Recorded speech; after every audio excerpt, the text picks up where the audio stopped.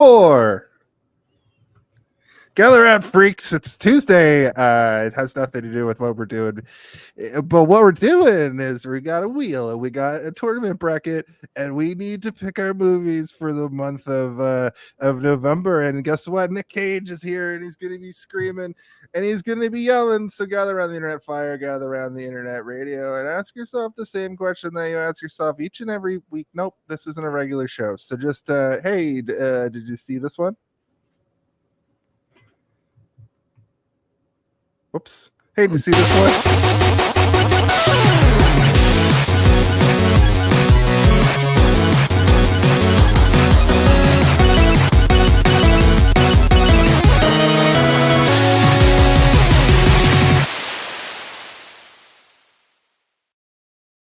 I clearly have muscle memory for this podcast installed in my brain, because when I was doing that, I just went full like, this is it. This is the show for this week.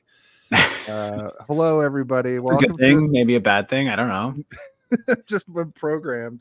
Yeah, it's like when I used to work at a video game store, and then for 2 years afterwards, I would still pick up my phone as "Hello, EB Games, where you can trade and save. Steve speaking. How may I help you?" And I'm like, I haven't worked there in a long time. You're like, also, I'm at home. Yeah. Hello, everybody here on the internet. My name is Jason R. Phillips, joined always by my co-hosts and best pal, Steve Waters. Hello, Steve. Hello. Your face is off. You know what that means? My face was off. I put it back on specifically for this episode. It's usually off. I found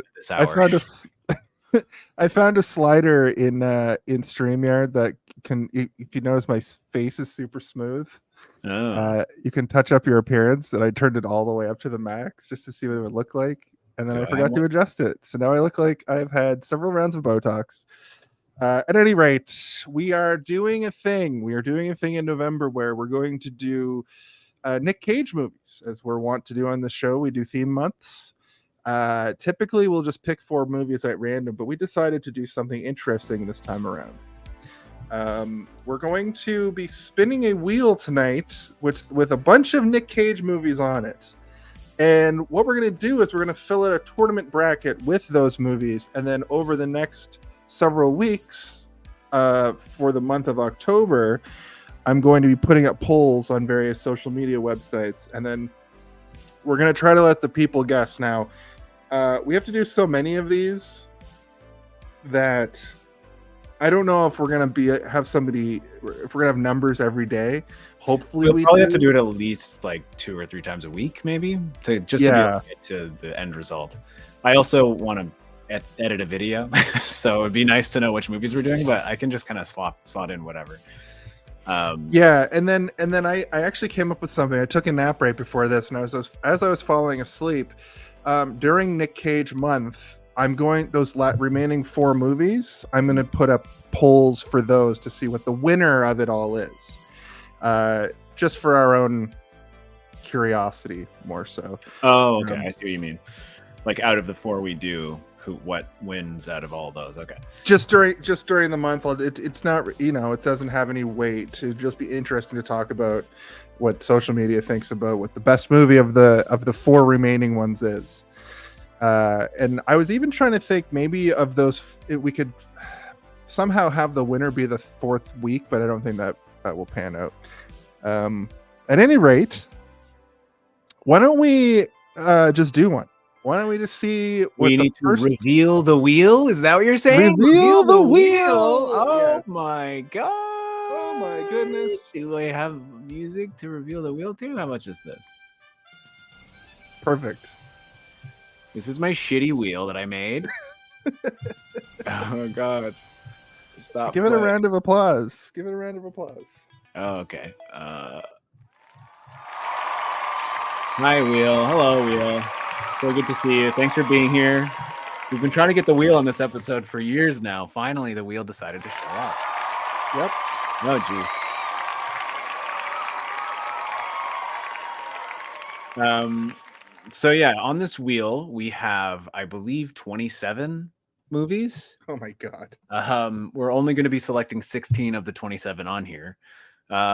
But these movies are sort of a mixture of movies that we've seen, movies that we love, movies that we don't particularly like, and a few that we haven't seen. So there's a good chance that we'll land on some things that I haven't seen or that you haven't seen, or both.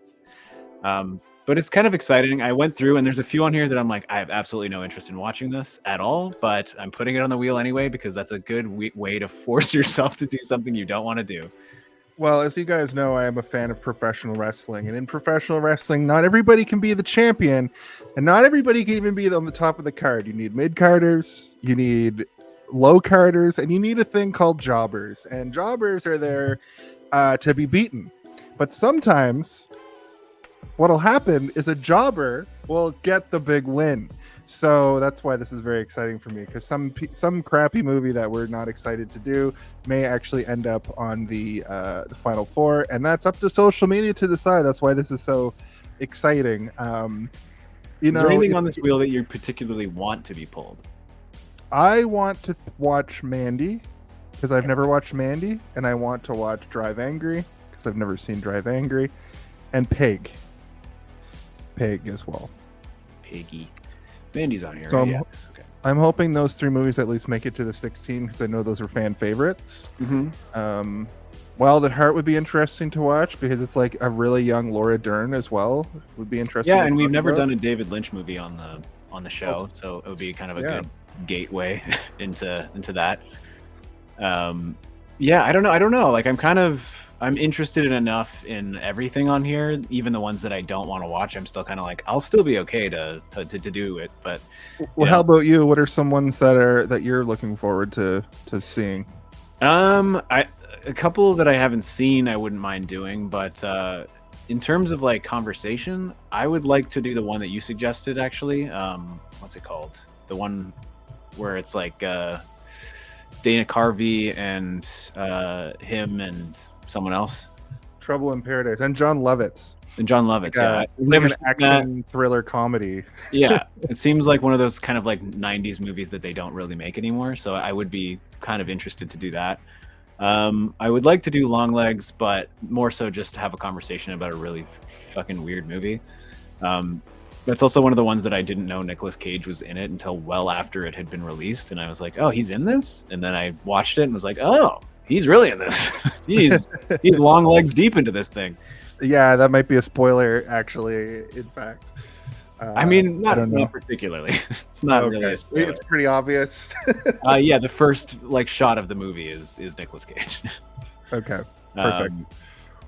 But yeah, I mean, I've seen The Weatherman, but it's been so long, so I'd be interested to watch that. I know it's not particularly loved or despised, so it's kind of one of those ones that I'd like to stumble across again. I would love to do Ghost Rider, and I love National Treasure, so I would love to talk about. I'm one of those idiots that loves National Treasure because if you're stupid, it makes you feel smart. My wife Madison was like, yeah, you have to do National Treasure. And I was like, if the wheel demands it, if the tournament demands it, we'll do it. But I don't know. Yeah, I don't know if we would pick that one first for a Nick Cage month. Yeah, I should say that I only put the first National Treasure and the first Ghost Rider on here. I did not put the sequels on because I know the way you operate in your life, you'll end up having to watch the first one first before you can talk about the second one. So that's right. just for your comfort, I did not put the sequels on the wheel. But if we land on both of those and do both of those, they'll go on the wheel next time. There are some films that. Hello, World Mind. Welcome. We haven't chosen anything yet. We're just kind of going over. What are you doing? What are you doing? Oh no, the producer of the podcast network is here to yell. What are you doing? We don't allow wheels on this podcast network. What are you doing? Okay. You can't. I can't do anything with this. You can't use the gun. I can't sell a used gun. Now you're gonna have to buy it. Is this a quote from a Nicolas Cage movie? Is that a reference? Yes, it is. Yeah. Yes, it is actually. Yes, it is. For a minute, I thought you had lost your mind. So I did explain it, but I think you kind of get the gist, right, World Mind?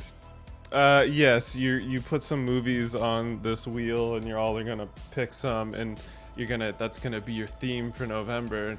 I just want to know, is what is it? Lord of War in this list? Okay, excellent. Because that is one of my all-time favorite Nicolas Cage movies, and if that ends up on this thing, I must be there for it.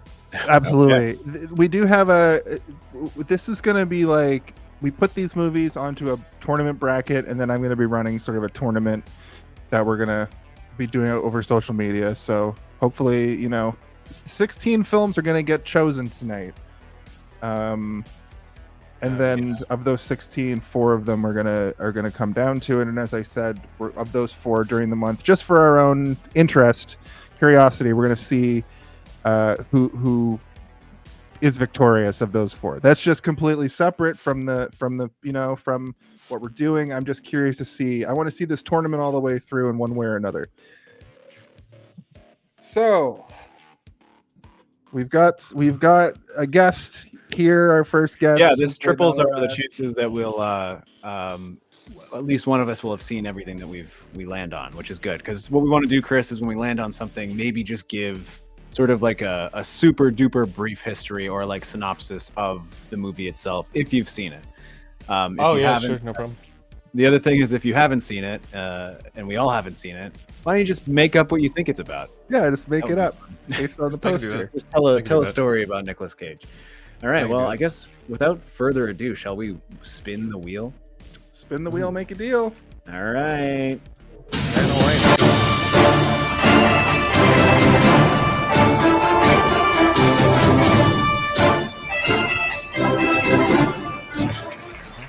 Hey, the first movie selected is Leaving Las Vegas. I think that it's a movie where he goes to Las Vegas and drinks himself to death.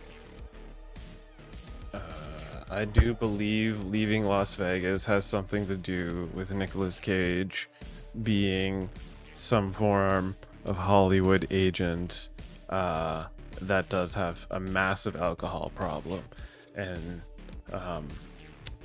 has to get away from a P. Diddy party. Oh. No, topical. Yeah, I think solution is what you're going to need after you go to a Diddy party. Sorry, Steve, to cut you off. I think both of those are options. Leaving Las Vegas is about a man who goes to Las Vegas and he's got to get the frick out of there at some point, I assume.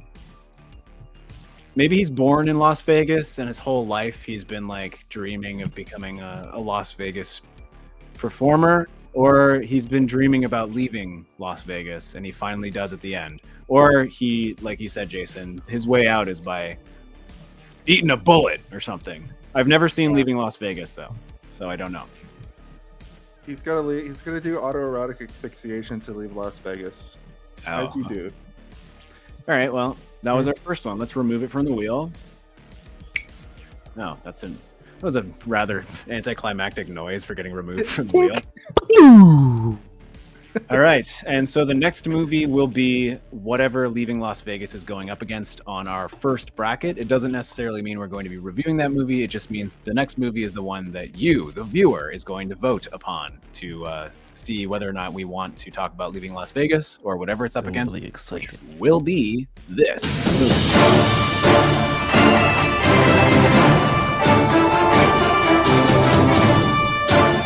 Having problems. Drive Angry. This is Drive Angry, everyone. This is crazy because I haven't seen this either. I know what it's about, but I have not seen it. And it does look insane. Like, it looks absolutely insane. Or it sounds insane. Have either of you seen it? No, this was one of my selections that I wanted to do. I know that it's got, it's got that girl in it, and they get into a car, and he's real mad, and then they drive around about it. No. All right. I thought it was Fast and the Furious 37 with Nicolas Cage trying to hit on a 37-year-old. Oh, that's a really good guess. I like that guess. No, it's about a man who drives out of hell and has to fight like demons and shit, and like one of his superpowers is that he's very good at driving. So does his head turn on fire? Because that was a no, that's another movie. That's also on the wheel, but it's not that. Yeah. I think I also have. I think Drive Angry and oh, nice. That awesome. That is amazing that you're able to do that in real time. Got my quick fingers on the Photoshop shop trigger while I'm also trying to talk at the same time. We'll put up a full bracket at some point after the show, probably this week, so you can at least see what the full bracket looks like. But these are what it's going to look like when I put the polls up, so that's cool. Yeah. Well, that's it. That's exciting because I haven't seen either of them, so that'll be nice. I didn't see either of these ones. All right. So that has been removed from the wheel. Shall we roll again? Does anybody have anything to add to that first selection? That's great. It's gonna be a battle. You're putting an alcoholic against an angry driver. I feel like there's gonna be some sort of collision. You're right.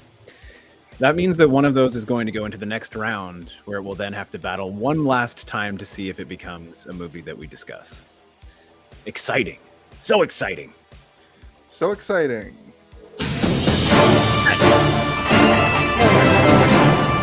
Why is it so loud?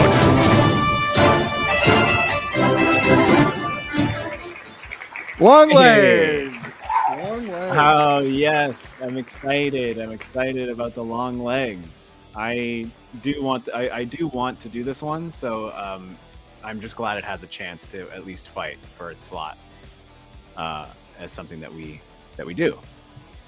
So as somebody that has no idea about what this movie is, based on the picture and everything that I know, it's about a man who is all red, who is very, very tall, but he's all legs. Like, there's an episode of It's Always Sunny where they are sort of doing like an Inception joke the whole time, and Frank envisions himself with long legs, and they're comically long. If you know, you know. And I imagine it's just a guy with super long legs, or alternatively, it's some sort of spider monster. I believe it to be like Hannibal Lecter with an elephantitis sort of deal going on, and everybody's just horrified by his looks, and that's why everyone's really just scared, because he's so creepy, the looks, and he plays through it because he's Hannibal Lectering, but it's Nicolas Cage, so he's face-offing.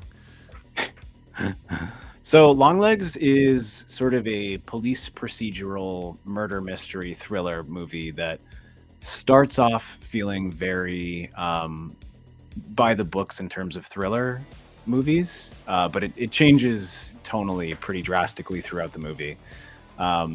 Nicolas Cage is not the main character in this movie. He's a supporting character, but he does a pretty Nicolas Cagey job, if I can say that without giving anything away. It's cagey, is it? It's very cagey. But I liked it, and I do want to talk about it on the show at some point, so I'm glad that it's here. All right, let's remove it. Bink. Anything you want to pop up? Anything you hope goes up against Longlegs, or? Mandy. Yeah, that would be interesting. I hope something that that people won't like select goes up against it, so it can make it through. looking at the bracket, that I'm sort of just writing down the bracket here so I can sort of see what it's going to look like. Mm-hmm. If Drive Angry goes through with Longlegs and those two go like head to head, well, maybe what we should do is on the second bracket we do another wheel to see who they go up against. What do you mean? So once we go through the first rounds and we have the next grouping, we put all those ones onto the wheel and we roll again to see who they battle against, rather than it just being like Longlegs versus Drive Angry or whatever. Well, that's the whole social media element. Well, they'll vote for what goes forward, right? Yeah, into the next round, and then we can scramble those up again so that they're not just necessarily going up against. You know? Yeah, but I want to get a whole. I want to see who goes through from the 16 down to 1. I want to see who wins this whole tournament. Yeah, we can still do that. I feel like you're not understanding what I'm saying. So I might not be. After this, we will have 16 movies that are going up against each other, right? And then after the voting process, we'll have 8 movies. So we take those 8 movies and we shuffle them around again on the wheel to see who they go up against within those 8 movies, and then the voting proceeds again. I see. So we just okay. Yeah, okay. I see what you're saying. That's an interesting concept. Just so that's not like, so it's, because then we're, anyway, whatever. We'll talk about that later. This is kind of like my brain feels like it's a wheel right now. Okay, let's roll again.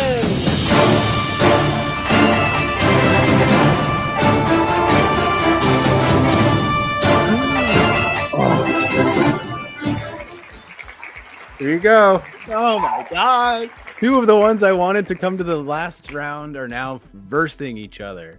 This is insane. This is a national treasure. This is a national tragedy. All right. Well, I mean, I didn't expect this to happen, but I guess you have to expect anything to happen on the wheel. That's funny because the Leaving Las Vegas and Drive Angry, I believe, are 2 movies that I wanted to do. So immediately 2 movies that you want to do are going to face to face. So it might end up being one of my movies versus one of your movies in that next round, depending on the way that we play this tournament out. I think we both have different ideas of how this is going to go. We'll talk about this later. There's clearly going to be bloodshed over this entire contest. Absolutely. And if this works well, this might be a couple of times a year thing. So we're gonna I'm already enjoying. I sent an email to one of you. With a fun sound effect that you can use for eliminating a movie from the circle. I don't know. It says Blossom Buddies. Whoever wins that one, so it might be you, Jason. That's the main. That's the main Gmail.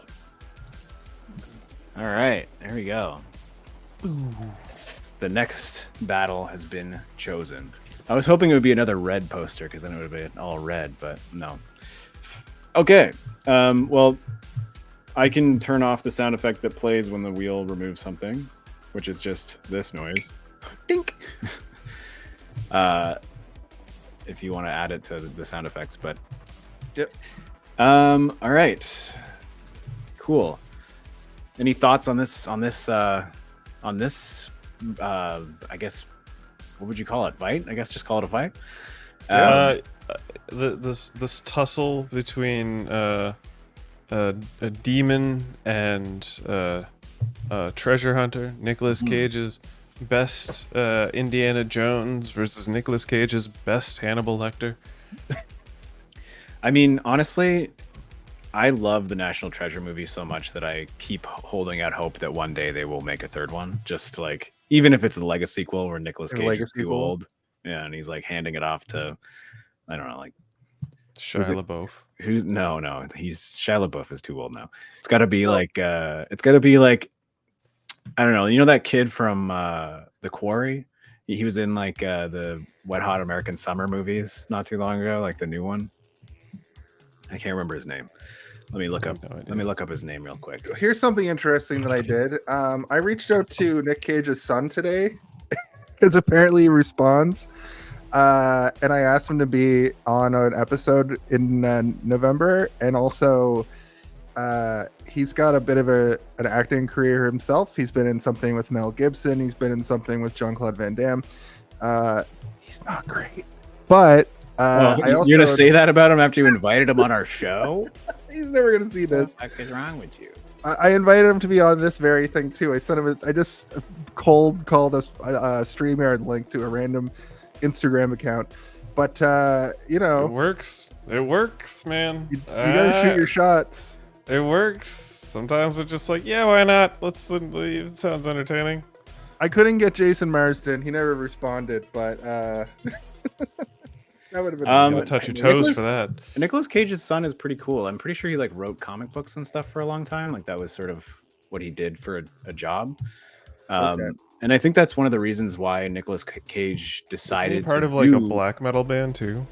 I don't know, but I'm pretty sure that I strictly remember him like being in like white makeup, like he's black like eyes. He's long like hair. kind of like a mystic guy. He does MMA. I don't know. When you're the son of one of the biggest actors in the world, you just every week just pick this something guy. new. This is the guy. That guy's great. Yeah, he should be the new National Treasure Man. He should be, or at least like at the very least, the National Treasure Man's like assistant or something. You know, like the kind of like a quirky assistant who's like, I'm too nerdy to get a date, even though I'm crazy handsome. You're like, what the fuck? What do you mean? Why are you too much of a nerd? It's because he has glasses on. Yeah, he's got glasses on. Yeah, we're shy types. I don't blame him. I wear glasses and I wear a hoodie, but I'm so handsome. Yeah. But yeah, I think he's very funny. Rough life. I think he's a good actor. When we do the Quarry stream eventually, which we are planning to do at some point, he's in that game. He's one of the prologue characters, and he's pretty good. Anyway, I'm excited for this matchup. I'm kind of slightly devastated that one of them is going to be knocked out absolutely because of this matchup, but I'm glad to talk about either of them. If I had to make predictions in this fight, I'm gonna say that National Treasure is gonna be long legs. I was gonna say almost without a shadow of a doubt. People love National Treasure. He's gonna go through. He's gonna find the treasure, and that treasure is gonna be one of the 4 spots in our Nick Cage month. We can almost guarantee a National Treasure outcome. Jason, he is the National Treasure. That's the joke. Well, we know it won't be the Project Skydrop treasure. Somebody found that today at 5:20 p.m. this afternoon. Oh man. Oh yeah. Also, 10 ounces of golden spiral with about like $80,000 of Bitcoin sitting in the woods for the past week and a half. Somebody found it today. Wow. Now, do you guys think that if National Treasure wins between this bout, do you think that it has a shot at getting to the Final 4? It's tough to say because what's the elimination process? People voting? I'm gonna do polls on really? You're not gonna just have like rabbits chase hamsters or something? That'd be great. I mean, I don't have access to either of those things, but you know, we could just like we could just watch a real boxing match and assign a movie to the fighters. You know what I could do? WWE 2K24 is free this month on PSN. I could make like wrestlers of all of these movies. Make a guy with really long legs with red skin and really long legs versus a guy here's with what I'll say. Treasure map. What I'm going to do is, if nobody interacts with the polls that I make, if we need a tiebreaker, I'm going to do that. All right. Because I do plan on playing a bunch of that game. So well, I mean, that sounds like a good alternative. Hopefully people interact with the posts, but yeah, if you have the bandwidth and energy to do that, I mean, I would love to do that too, because it sounds really fun to make a long legs wrestler in character creator. You remember when I made my beautiful Mr. Freeze, don't you? Yep, I do. I was there for it. It's still in Nicolas my Cage is Gold Dust, game. the treasure hunter. Yeah. All right. But just looking at the bracket, just as a final note here, either one of the movies, Leaving Las Vegas or Drive Angry, going up against National Treasure will be an interesting bout because people like both of those movies. I think that people are more familiar with Drive Angry because it's a newer film. Leaving Las Vegas. I've never heard of it until today, so. Really? Yeah. All right. Well. Yeah, Jason, I hate to break your heart, but that's what we call a geezer teaser. That's what that movie is. It's like Drive Angry's a geezer teaser. It's a red box special. You know who loves Drive Angry? My 64-year-old dad. Okay. I could see my father liking that one as well. Yeah, my dad loves Nick Cage no matter what it is. Never seen Drive Angry? Me and any of my friends. My dad loves Nick Cage, John Travolta, and Liam Neeson. Just put him down in front of a TV with those 3 actors, and he's in. Face Off. Like a good lineup for mind in the 90s. Blew his mind. That sounds like a good lineup for National Treasure 3. You have Liam Neeson as the villain. The villain. Yeah, you have Nicolas Cage as the hero, and then John Travolta is the secret villain that's stolen Nicolas Cage's face. He's the heel turn partway through. You think he's part of the team, and then it turns out he takes his wig off and he's bald underneath, and he's like, "I'm actually evil." You're like, "Oh God." Your voices went up 3 octaves. What is that? Yeah, where he takes his face off. Okay. Are you guys ready for the next spin? I think so. All right.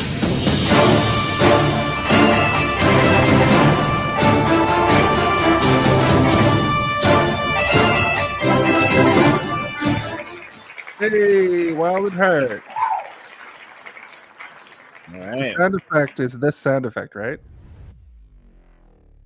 That'd be it. It's very quiet.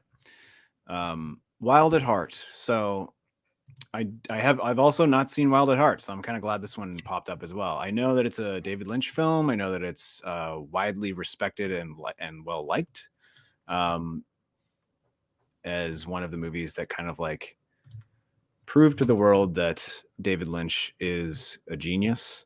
I actually just listened to a podcast where they discussed this film not too long ago, and you know, they had mostly positive things to say. I don't want to like go too deep into it because I don't really know too much about it. And the podcast that I listened to is more a discussion about the filmmaker, not necessarily the movie itself all that much. So like it's not spoiler free, but it's spoiler safe a lot of the time, where like you more so want to watch it at the end rather than be like, oh, it's ruined for me. If I recall correctly, it's kind of like a Bonnie and Clyde thing. And I remember being super violent. My uncle had it on VHS, and I used to fast forward to the boobies. Anyway. I believe that. Yeah, I can't say I remember this one. I was just gonna assume it was some story where Nicolas Cage went on a road trip with a zombie turtle, and you know, proceeded to just fall in love with his car instead, because that's generally what a David Lynch movie is. Yeah. Sounds more like what Drive Angry is now that you guys have explained it to me. It's a really old turtle though, right? Yeah. Super old turtle. Super old turtle. That's what they called me in high school. That's what they called you in high school? Whoa. Yeah, they called me a super old turtle. Super old mutant ninja turtle. Super old mutant ninja turtle. Broken half shell on a hip and a half toe. Oh gosh, so many things. All right, it has been removed. That's why he's got a walker. That's why he's got a walker. Walker power. Okay, so yeah, I don't have a lot to say about that, but again, another one I haven't seen, which is it's kind of crazy because I've seen more of these movies than I haven't on this wheel, and we just haven't really been landing on them. So that's pretty good. Hopefully that keeps the trend, because then I'll get to watch a bunch of new movies I've never seen at the end of the contest. I'm gonna roll again. Are you guys okay with that? I think we're ready. I think. Oh, it hurt.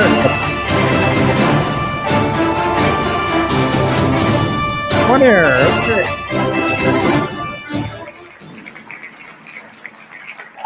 You just use the fart sound effect?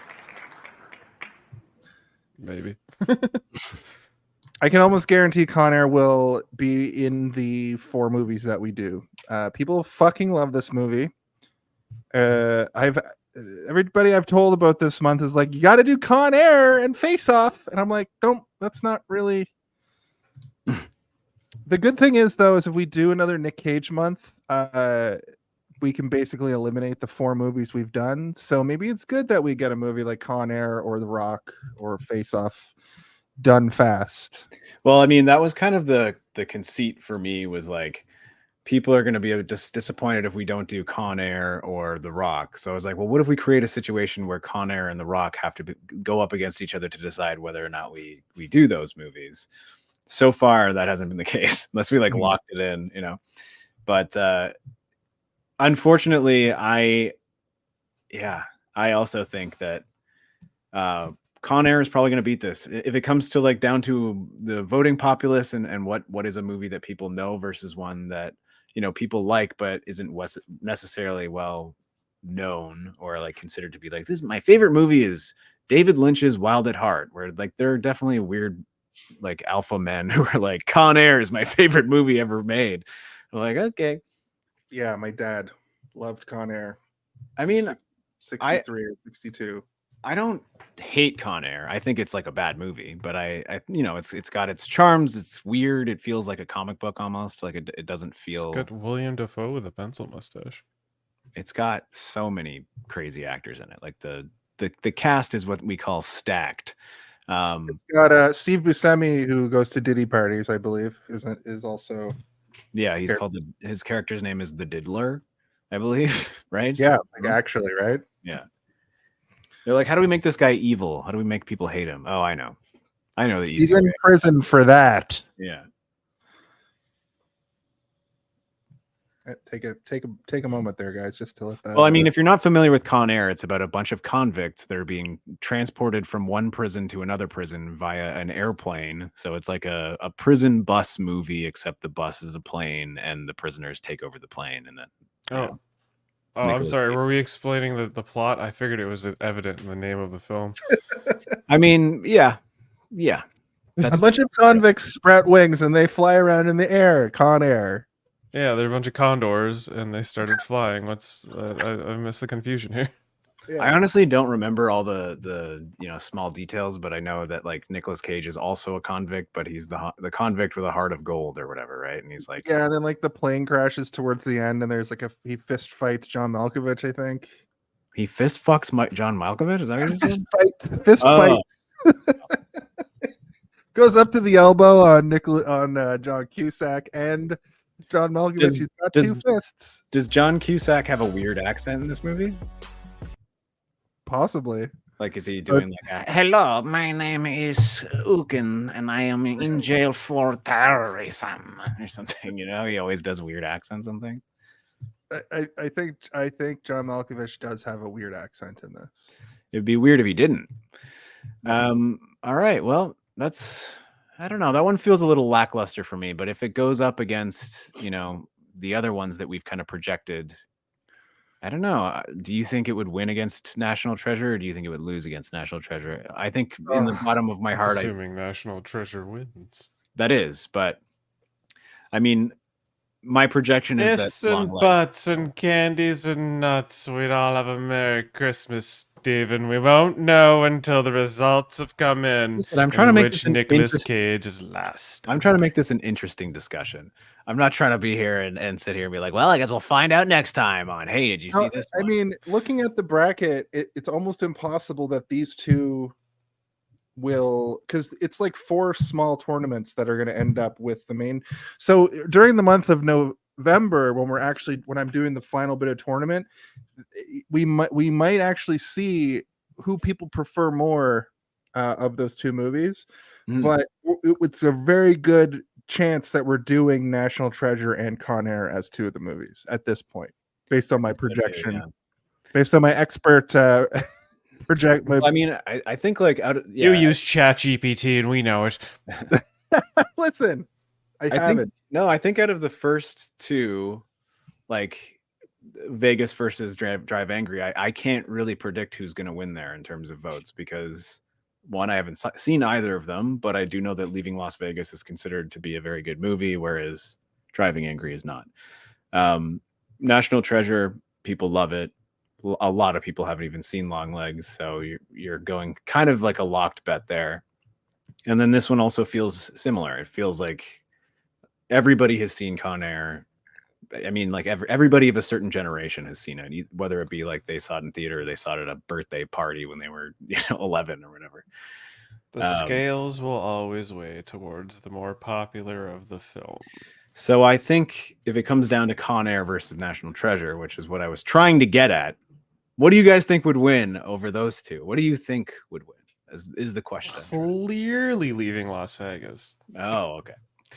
I think National Treasure. This is legitimately frustrating me. I think I'm getting actually annoyed. I think National Treasure was a pretty beloved movie because it's from that time. Because there was the Tom Hanks movie that's sort of its sister movie, right? The Tom Hanks one. Didn't they come out Da Vinci Code in time? Da Vinci Code, right? I don't even think that movie is nearly as well liked. The book series was, a phenomenon. It was like a Harry Potter level. Like everybody's reading about Robert Langdon and his symbology codes, where he's going into the Vatican and figuring out crimes the Vatican committed. I'm like, what about the modern day crimes? Yeah, those Robert Langdon. No, but Da Vinci wrote it all down. If you look, you connect all the parts. It's like, yeah, but what about what the priests have been doing? Hey, okay. I was trying to be vague about it. Come on. No, the Da Vinci's got gold. Yeah, we've got a code. He only solves murders that where the clues point him to, like, you look at the Last Supper in the Mona Lisa or whatever. I remember being really excited for that movie because I was into the book. Because again, it's one of those books where if you're dumb and you read it, you feel smart because you're like, oh god, you feel so smart reading these dumbass novels that have like 4 pages per chapter. You're like, wow, I finished 6 chapters tonight. And it's like, oh, you actually read 13 pages, you idiot. But when the movie came out, you know, that was the first time I really experienced the book is better than the movie like feeling in my life where I'm like, oh, I guess you can't really encapsulate the way my imagination forged this book in my head. One, I don't think Tom Hanks was a good choice for Robert Langdon. I thought that was a safe choice. And Ron Howard is like the most journeyman director, I think, of all directors in the world. I don't know how you guys feel about Ron Howard. I don't think that he necessarily makes bad movies, but I don't think that he makes movies that blow your goddamn mind out of your head either. He makes movies that feel very sort of like fine. They're all fine. All his movies he's never swung for the fences in any way. It's always like the narrator from Arrested Development. It's kind of how I see Ron Howard movies. He's just kind of explaining a thing very, very softly. I mean, I like. I mean, the most recent thing I think that I've seen of his is that cave movie where the soccer team got stuck in a cave or whatever, and it got flooded, and they had to like send divers in to save them or whatever. Is that based on a true story? Yeah, that's what I was telling you the real story. I wasn't telling you the plot of the movie. That's the story it's based off of. They made a movie about that. Did you know that Elon Musk tried to save those guys and then couldn't do it? And then when the people went in and saved them, he called them all pedophiles for some reason, because that was one of Elon Musk's first bullshit. That's like his first part of his downfall, is he was like, those are pedophiles. And it's like, what are you talking about, bro? I mean, what actually happened is that he put out blueprints for a submarine he was trying to design to go into the cave to get them out, and then the diver was like, okay, but we need to go now. Like, when is this going to be ready? Like, the kids are going to be dead in 3 days if we like, how long is it going to take you to build that? And then he responded to that guy saying, okay, pedophile. And like, the guy was like, what the fuck? This guy just called me a pedophile for saying that you're just posturing and trying to be like, if I was on the case, I would solve it immediately. Because he wasn't actually doing anything. It's that guy's loss. A company named OceanGate bought the blueprints from Elon later on anyway. Yeah. And they sent it to deep. OceanGate. We're about to. I think didn't SpaceX just go up into the old Space-Aruski? We haven't heard anything from them yet, have we? Yeah. But yeah, that was the last thing I saw of Ron Howard's that I was like, again, fine. But I liked Solo. That was fun. But again, he only directed like the, partial. Ron Howard directed Solo? He did, but it was Lord and Miller were directing it, and then they got fired, I think, because they were trying to make it too Lord and Millery, I guess. And then they were like, well, we gotta hire the journeyman, the fixer, Ron Howard. Get him in here. We know he'll make at least something that's okay. So they got Ron Howard. And it was at least okay. It was, yeah. There's a great sequence where he meets Chewbacca, and I like your favorite part. Yeah, I mean that's a good part. Yeah, it's pretty good. Yeah. I like seeing a matted Chewbacca where he looks all skinny and wet. That was cool. All right, should we go to the next roll though? You guys want to go to the next roll? Let's see what the next bracket is. I'm just like worried that we're gonna get through it too quickly when someone else wants to join in and have a conversation with us about this stuff. But all right, here we go. If somebody jumps in, I'm gonna tag out because I gotta.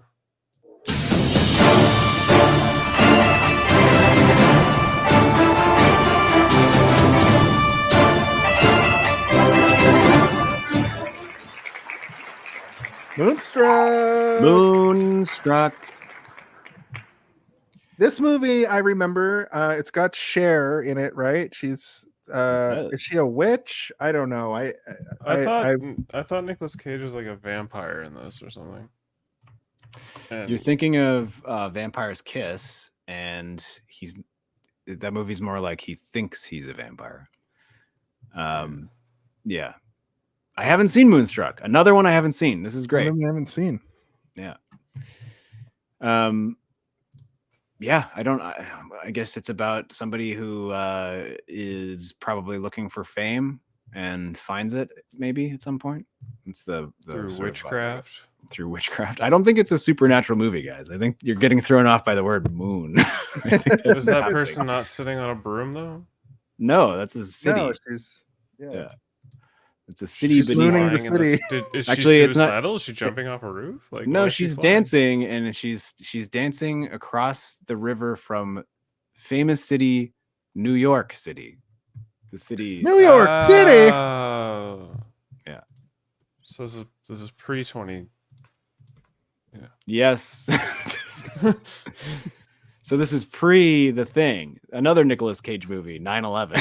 Which I don't think made it onto the list. I was going to suggest it, but how if that won the whole shit, how do we talk about 9/11 the movie without it being just so insensitive as Canadians? I mean, I think 9/11 affected Canadians as well. No, did it not affect you guys? I thought the World of War III was beginning. I was so certain. I mean, there's the whole come from away thing where all the planes were diverted to Newfoundland and Nova Scotia. Yeah. Great musical. My old man had to deliver water to like the beaches and stuff where they were like storing body parts that were washing up on the ocean. Oh my god! Wait, no, that was a flight.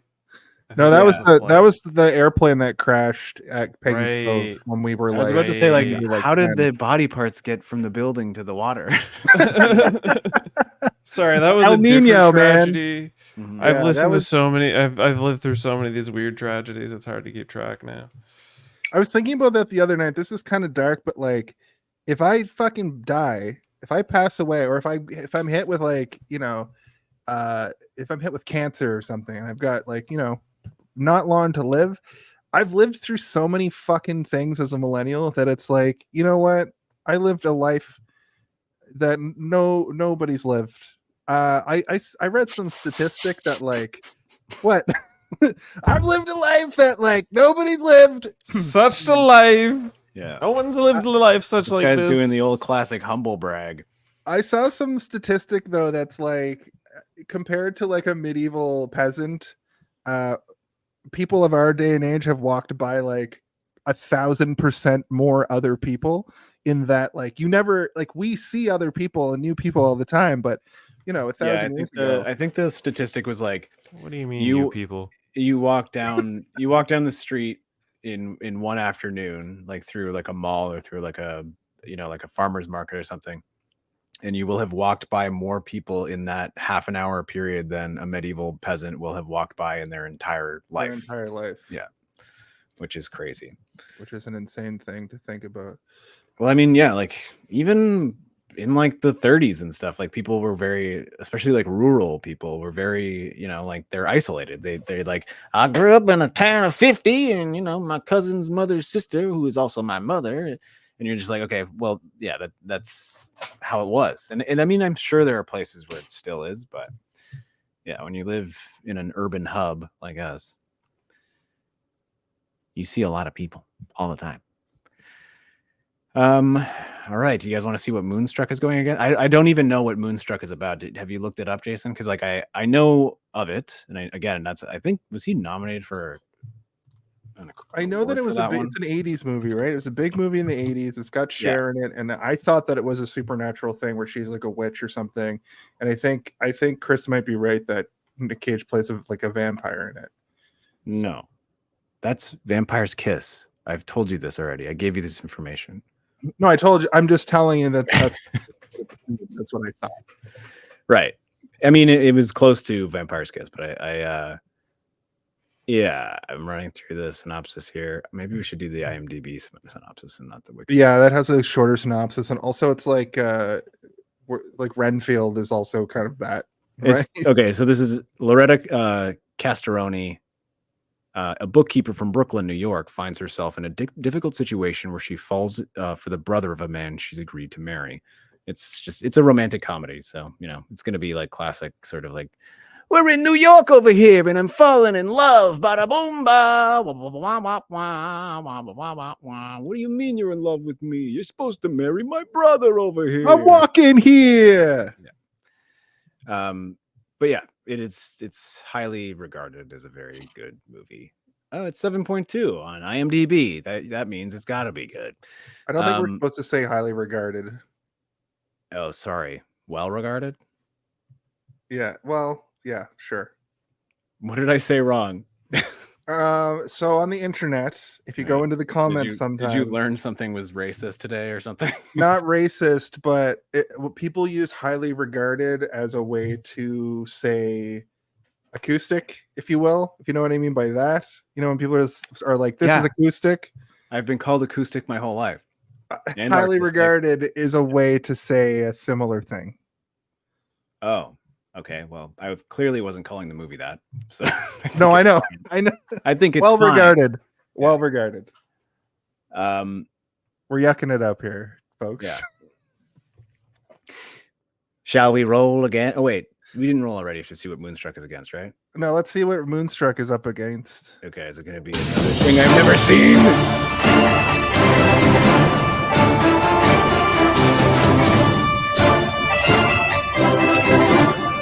Oh my God, is that 9/11? No. Jesus, another one I haven't seen. This is great. I feel like maybe I haven't seen as many on this list as I thought, but 27 is a big Do number. we just want to do the next 4 months of Nick Cage movies? No. No.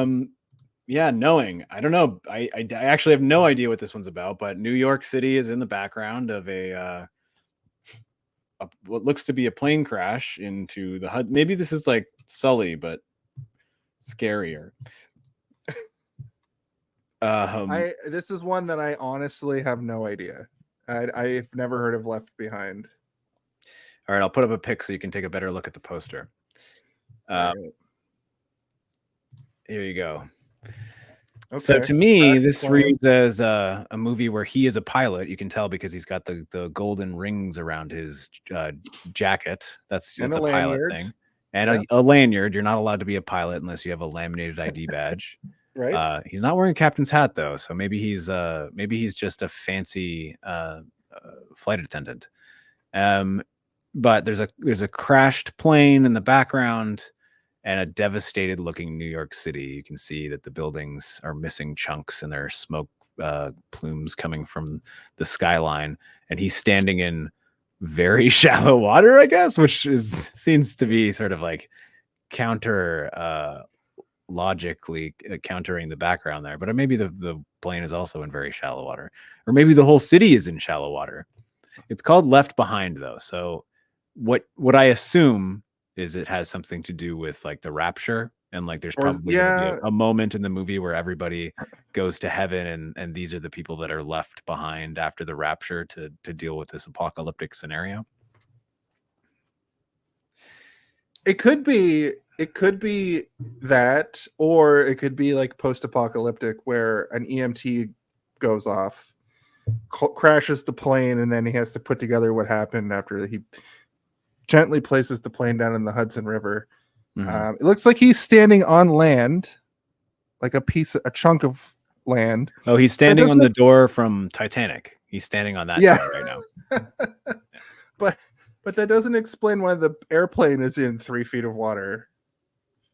It's on another door from the Titanic. See, that goes to show you that Rose was just being a selfish bitch. Oh my God, like, Jason. Leonardo DiCaprio, you get in that water and you pay for your sins. Oh man, now he only likes 25-year-olds. I thought you were gonna say 2016 Ghostbusters. Now he only likes 2016 Ghostbusters. Yeah. Yes. All right, the wheel is getting smaller and smaller as the wedges get larger and larger. What are we at? We're at that was the 4th bracket, so we've got 4 left. I don't know. Out of these 2, I think Moonstruck might win on this one, guys, because like I've never even really heard of Left Behind, and there's a lot of Nicolas Cage kind of weird movies like this that I've either seen or at least heard of, but Left Behind is one that when it popped up, I was like, well, I've never seen this, and I don't know what it's about, and I've never seen any clips of it on the internet or anybody say anything about it. So it's probably really bad, but maybe it'll be all right. Who knows? Should we look it up or should we leave it a mystery? I want to share turn back time. We'll find out. I don't know. I mean, honestly, 2014. That's all I just want to know. know because I don't want it. Because if Moonstruck wins, I'll never know what Left Behind is about. Okay, I'll tell you what it's about. In one sentence, a small group of survivors is left behind after millions of people suddenly vanish and the world is plunged into chaos and destruction. So it's pretty much what I said. The rapture happens. Everyone disappears. They go to heaven or hell, I guess. Is that what happens during the rapture? Nicolas Cage has turned out to be the new Jesus. Oh, you know what? Yeah, it's a God movie because fucking what's his face is in it. The Pope? No, it's a remake. It looks like it's a remake of a Kirk Cameron movie. What's the main? What's his name in Left Behind? Is it Buck Williams or something? No, his name is Rayford Steele. But I mean, that does sound like Buck Williams. It could be on the same level of like weird porn star names. Directed by Vic Armstrong. Yeah. So there's Left Behind, the movie from 2000, starring Kirk Cameron, who we all know is a weird Jesus nut, and the synopsis on IMDb for this is: the biblical prophecy of Armageddon begins when the rapture instantly takes all believers in Christ from the earth. A reporter left behind learns that the Antichrist will take power. Well, this movie was made 6 years before that, so it's not a remake of that. But shit. Yeah. But hey guys. Hey, we just I can remove this so they can see us. If you guys are just out in public, I don't know if you can hear or see what we're doing. This is gonna work. It was a. You know what? Let me just say a couple words, and I'll be on my way. What's your favorite Nick Cage movie? Favorite Nick Cage movie? Easy. Either The Rock or Vampire's Kiss. I'm gonna go with Mandy. Mandy is my favorite. Okay, you got 3. Perfect. Neither of those have made it onto the board yet, but we're still hope. We've still got 8 more. Okay. Well, good luck to you. I hope you get all the Nick Cage movies you've been looking for, and I hope you have a wonderful day. And may God have mercy on your mortal souls. Thank you. Bye. Bye, Joel. Bye. Oh, that was nice. I forgot. Joel's great. He's a great podcaster. We got to have him on the show. He's a good guy. Whoa, should we maybe do the show like in this format now? That's pretty good. Just anybody can pop in whenever they want. No, I just mean these slivers. I like these slivers. Oh yeah. I feel like a playing card. Yeah, for like those like card games that you get on like your phone or whatever. Like I didn't even know this was a format. You've unlocked Piss Wizard.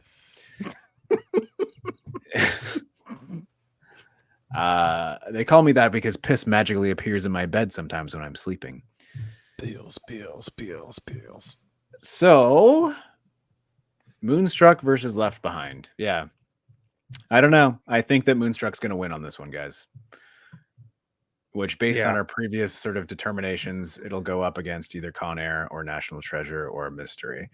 So my early prediction for the first 2 movies that we're going to end up doing are going to be National Treasure versus Con Air. But as this goes, I could see Con Air going up against Moonstruck. I think would be viable. Mm-hmm. But we'll have to. Well, again, people love Moonstruck. I've just never been a romantic comedy man, so I never really took the plunge. But I'd be more than happy to give it a watch. We've done romantic comedies on the show before. They were usually suggested by our former co-host. I think he was a big romantic comedy man. And I never really disliked any of the ones we did. It's just I think we have a clear agenda for this show, which is shitty movies and bad horror and crazy sci-fi. Benny and June is one that we covered, and I don't think we need to revisit, but it is a good episode. We had a good conversation about it a couple years ago. He selected it as his sort of like, insane people month for his birthday. and it was an interesting watch. Oh, I forgot that his month was. I want to have mentally unstable people movies, and we were like, Jason. Galen, what do you?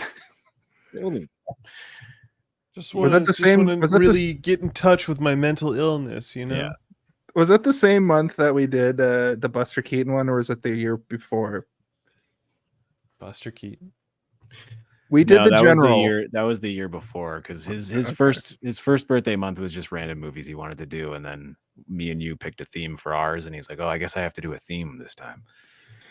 If you want to see Gold, go check out our episode about the General. It's in black and white, and you'll never be the same after watching it. Oh, yeah, I made a specific recording just for that episode because I was like a viewer discretion.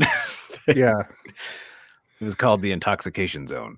We've had 2 intoxication zones. One of them I just edited around, and one of them I just left it all in. So, sign up to the Patreon and listen to those. Yeah, I mean, once we get a Patreon going, we'll do some fun stuff with it. This is for when the Patreon's going and the future listeners are listening to this episode. Yeah. Well, I'm now excited to see what's next. How about you guys? Let's see what film is next.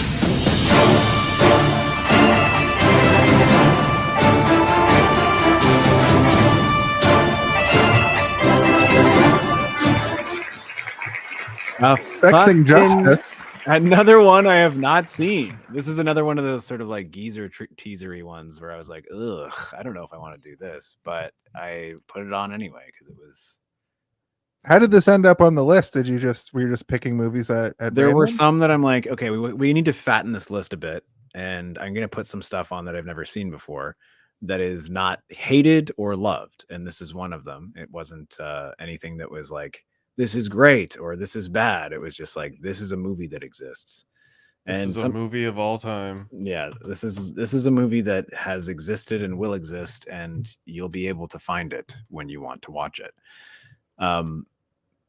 Yeah. So, here we are. Oh, Ben's here. Hey. Welcome. How you doing? Good. How you doing? I don't Not know bad. I don't know if you saw what we're doing here, but we're filling out a tournament bracket for November of Nick Cage movies using a wheel. So just I don't know how long you have. If you want to hang out for the rest of the show, we have 7 more movies to pick. Won't be too long. But while I have you here, what's your favorite Nick Cage movie? Mandy. There you go. It's another Mandy. I'm telling you, Mandy doesn't make it onto here. I'm going to be frustrated. Yeah. It's an okay movie, but it's not Nicolas Cage's like the best. Like he doesn't say anything the entire time. But I mean, that's kind of what's great about it. I thought you asked my favorite, not his best. Well, that's fair. Fair. Yeah. In your opinion, what's his best movie, Ben? Leaving Las Vegas. Hey, that was the first movie chosen tonight. That'll be going up against Drive Angry, which I thought was the same as Mandy, but these guys keep calling it a geezer teaser. Yeah, it is. It really is. How's Ghost Rider doing? It hasn't popped up yet. Yeah. Okay. Yeah. So we're spinning a wheel to determine the brackets. So the first time we spun, out of 27 movies, Leaving Las Vegas was the first one, and then we put it what it was up against, and we've been doing that ever since. So and then I'm gonna use our bracket on social media with polls and have the people choose. And the movie we just spun was called Seeking Justice, which I don't think any of us have seen, and no. It was one of the ones we put on just to kind of like fatten the list out, but also one that I was like, no one's seen this thing, so let's throw this on, and just to make the wheel look fatter. And here it is. It's now on the list, so it's going to be going up against something. Let's while we have Ben here, let's spin this wheel and have Ben blowing it for good luck, and maybe we'll get Mandy. Maybe Mandy will come through finally. Okay. Blow on it for good luck. Blowing it for good luck. All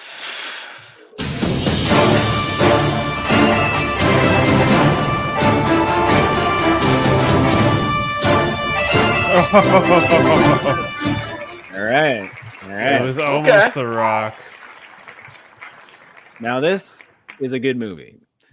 Coen Brothers. It's about like a town that's in love with a baby. Not in love with a baby, but it's like the town's pride. You know, everybody and they decide to kidnap a baby for ransom. Yeah, don't they kidnap a baby and decide to raise it in a cul-de-sac in Arizona? And then they make like a TV show. Try to make a TV show about it. Like Did they make a TV show? I don't know. Did they? No idea. I have no clue. I wouldn't be surprised if they tried. Yeah. I mean, the Coen Brothers TV shows have been pretty successful. Raised Babe in the City. Well, this is an interesting one. I feel like more people have seen Raising Arizona, or at least have a passing interest in Raising Arizona compared to Seeking Justice. Yeah, that'll make it through. I think it's also sort of like when Nick Cage is, he's fairly young in the movie, he's handsome and charming.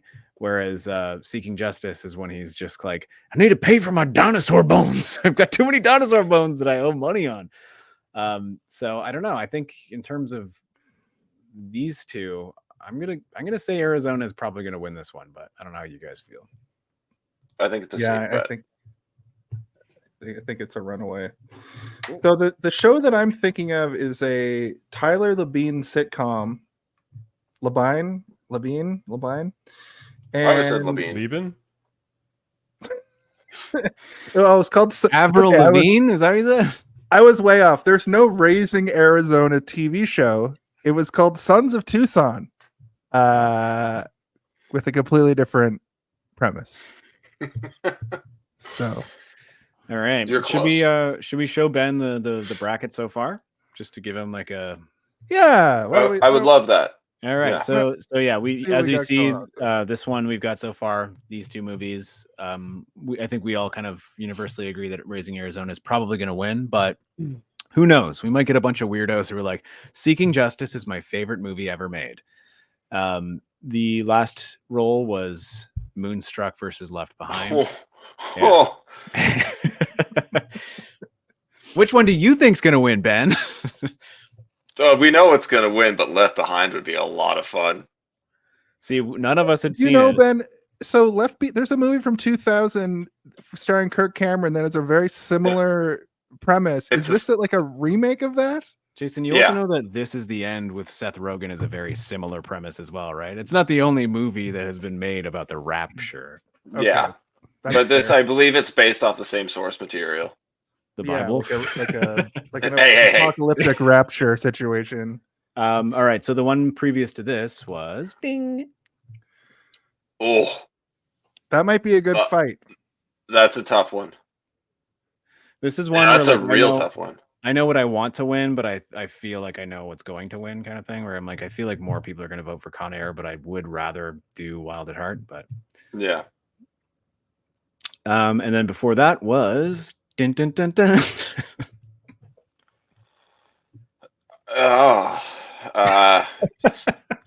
I'm really enjoying your moans of like, oh my god, what the? I forgot how eclectic this man's filmography was.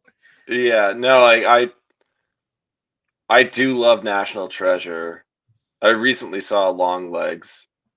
Both would be great conversations. That's great. That's a good one. That's how I felt too, where I was like, I want both of these to be in the final, but the fact that they have to face each other, it makes me feel confident that at least one of them will make it far enough in that we might get to do it. And then the first one was Ding. Yeah, well, that's a no-brainer. Yeah. All right. Well, I mean, with that said, we can go on to the next roll if you guys want. Yeah, let's see what the next movie is going to be here on hey, did you see this one? All right. Or Nic-vember, Mandy or Pig. Mandy or Pig.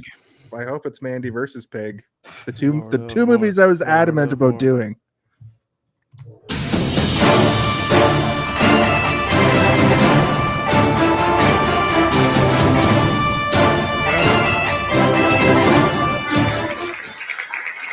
The Weatherman. Holy moly. Oh. It's been a while. It goes mild. Yeah. I mean, like that. I vaguely remember this film like vaguely.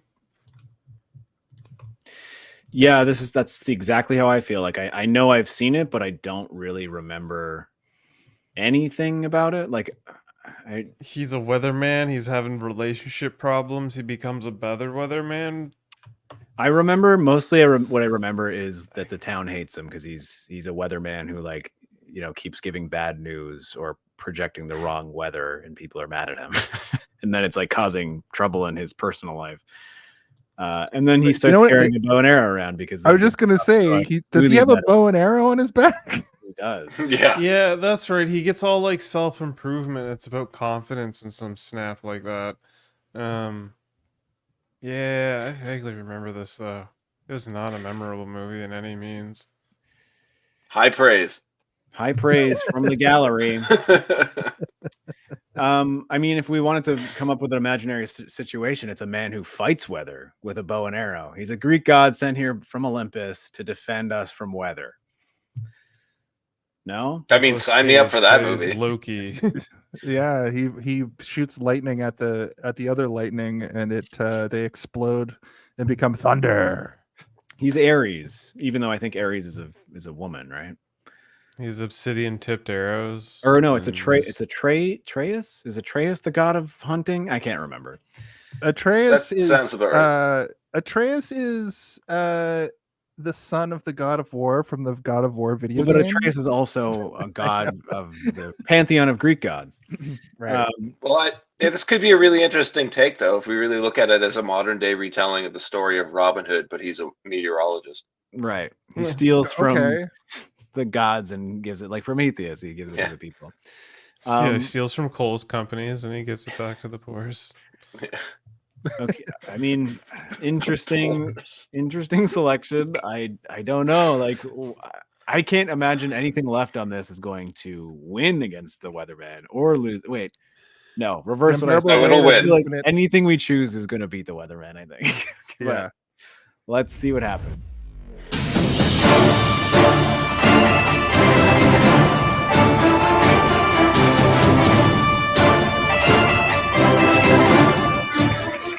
Oh my god. Big. That's Jason's gonna win. Favorite movie that he's never seen. We did it! Yeah. We did it. Thanks, Ben. Thank you for blowing on the wheel. I do know Pig is about a man who owns a pig who is a trifle sniffing pig, and then some gangsters come and steal the pig, and then he has to go into the city and try to find the pig.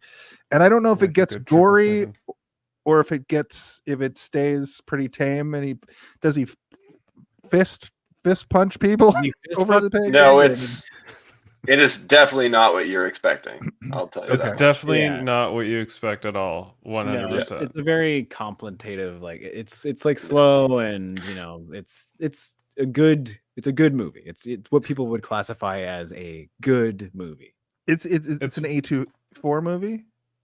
I'm not sure. I don't know if it is or not, but it definitely feels like it. It definitely has that vibe. Okay. Yeah. It's nice that like A24 still has that air of like our movies are dignified, but you know, it's slowly getting to the point where they're just going to become another movie studio. So another Blumhouse. We need to stop Blumhouse, branding that as like a stamp of approval because it doesn't mean anything. See, here's what happened when Pig came out. It was shortly after Mandy, and everybody thought, "Oh man, he's on a hyper-violence streak, so now he's going to be in some sort of wild film about cannibalism or something like that." And it's just where he's not like, that. I eat pig because it tastes like human.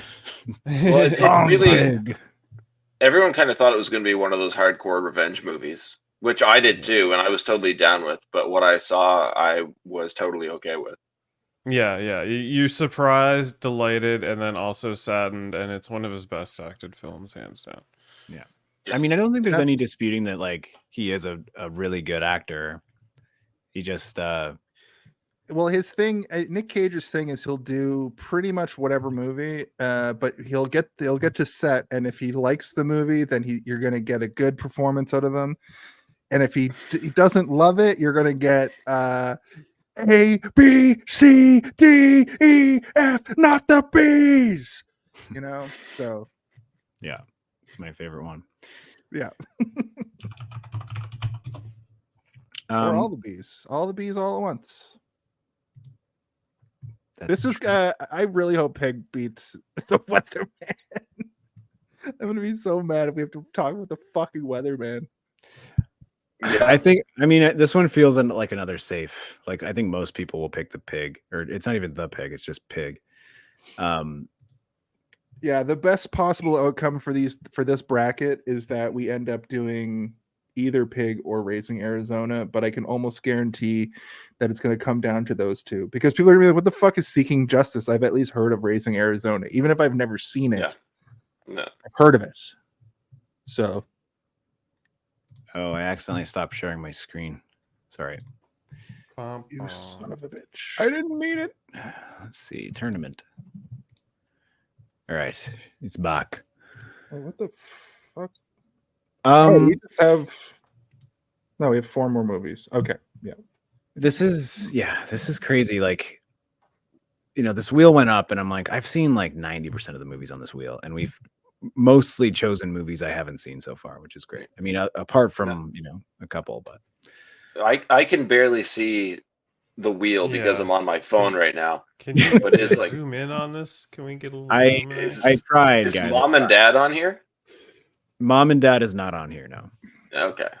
I can tell you what's left if you guys want. I'm gonna have to do it from the same view you have, but I have looked at all these posters. So adaptation, Jason, what's that one with them in when they get trapped in paradise? Trapped in Paradise, yeah. God. Gone in 60 Seconds, Mandy, Snake Eyes, Vampire's Kiss, Color Out of Space, Willy's Wonderland, 8mm, Lord of War, Wicker Man, Knowing, The Rock, Renfield, The Unbearable Weight of Massive Talent, Ghost Rider, Face Off, and there's one more that the poster it's not working in my brain. Hold on, let me look at the poster. That's fine. This is a no-lose situation. Yeah. But I actually just want to know what it is. It is Valley Girl. Did you hear me? Like I said. Yeah. Did you hear what I said? Valley Girl? Yeah, you heard it? Yeah, oh, yeah. My computer went wonk for a second. Okay. Valley Girl. She's a Valley Girl. Valley Girl. We're now left with movies that are, maybe these are gonna be actual true battles. All right. Are you guys ready for the next roll? Let's do it. Let's see what we got.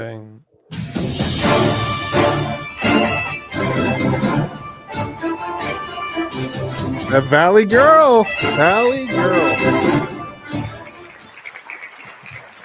Yep. That's going to be a tough one to beat.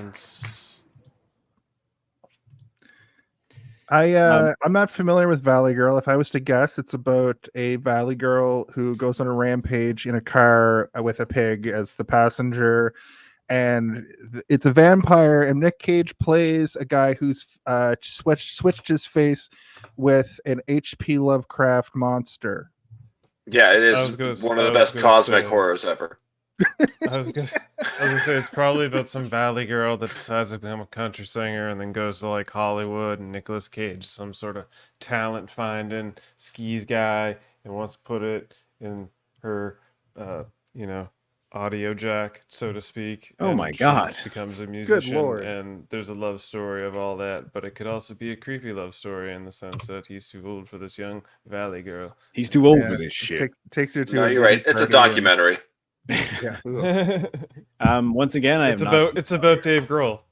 I knew it. Oh, but I mean, on the poster, I can say that it's one of the movies that says featuring music by, so it's going to be a lot of sort of like montagey musical moments, where they're selling the movie based on the music as well as the movie itself, which is always kind of fun. Like when we did Flash Gordon a couple weeks ago, that movie was heavily sort of advertised based on the fact that Queen was doing the music for it. And, even though we enjoyed the movie, I think we universally agreed in the conversation that like the best thing and that is still the best thing and still holds up the most about the movie is the Queen soundtrack.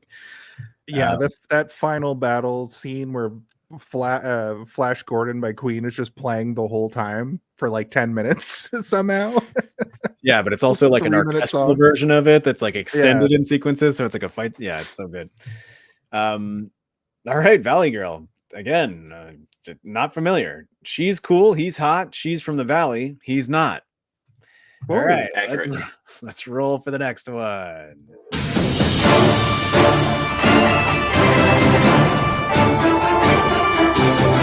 Color Out of Space.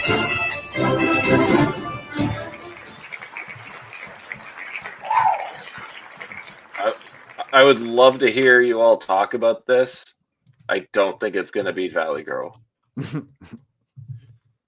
Yeah, I'm actually kind of like glad that Valley Girl might win because I have seen The Color Out of Space, and it's one of the few movies in a very long time that has made me actually feel physically like ill while watching it in certain parts. Yeah. And I kind of like, you know, I'm like, this is a really interesting movie, and there are parts that I find like I would like to talk about, but I really don't want to watch it again because it made me feel sick. So when I put this on the wheel, I was like, oh, I really hope this doesn't I don't think this one. Do you know what's actually funny? Out of all the movies we've chosen tonight, as you all know, I'm not a huge movie buff yet. I've seen a lot of stuff now at this point, but the only movie I've seen all the way through that we've selected so far is Color Out of Space. You've seen this one. I've seen this movie, and why don't you give us your sort of like 2-3 sentence synopsis of what the movie's about? Basically, a family moves into an old farmhouse, and then one night you think it's going to be one thing, and then one night there's just literally like the sky lights up, and then the next day there's all the flora around the house is like neon. It all just goes neon, and then what ends up happening is just body horror for like 40 minutes. The mom and the son, well, you know what, I'm not gonna spoil it if you've never seen it, but it gets real gross and real weird. But there is a great scene where the kid walks out into the garden and it's all just weird and neon. I liked it because I've sort of, oh my god, Valley Girl looks ridiculous. I remember the part when the cornstalk shucked the kid. Pretty much. There's a scene in the attic in Color Out of Space that's really fucking just all of that stuff is what I was talking about. Where I'm like, oh god, where they're like, we shouldn't spoil too hard, but yeah, it's this is like a literal H.P. Lovecraft story, so it gets into body horror in a way that, you know, movies that we've covered before are trying to emulate based on his works, whereas this is like a literal work of his. So they went that extra mile to really make you go, ugh. I watched Reanimator today for the first time, and that one also got pretty. Yeah, too scared. He's catching up, Ben. He's catching up. I also watched The Guyver today, which blew my mind. What, The Guyver was incredible. Mark Hamill? Yeah. Oh yeah, dude, that movie rocks. I remember watching that when I was younger, and then getting the animes and watching that with my mom and stuff. Guyver's one of the better ones.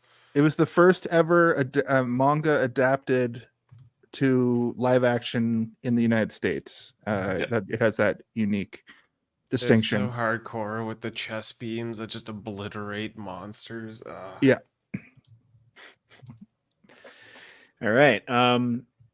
Yeah. And both movies had Jeffrey Combs, and both movies had the same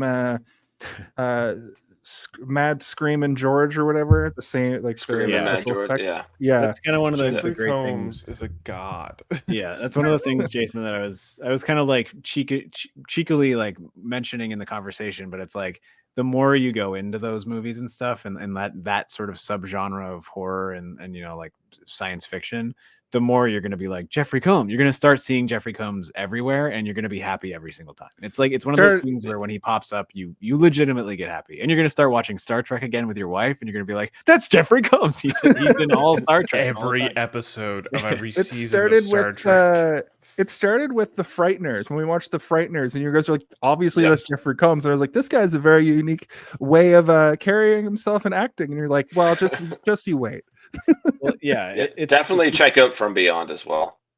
I have that downloaded. I have it downloaded. It's on my From drive. Beyond is when I first watched that movie. I was in my early 20s and I was working on a night shift, and I would fall asleep watching movies on my couch at like 3 p.m. because I would be like so tired from work and stuff. Or like, I would get home from work and put a movie on at 6 a.m. and I'd be watching From Beyond.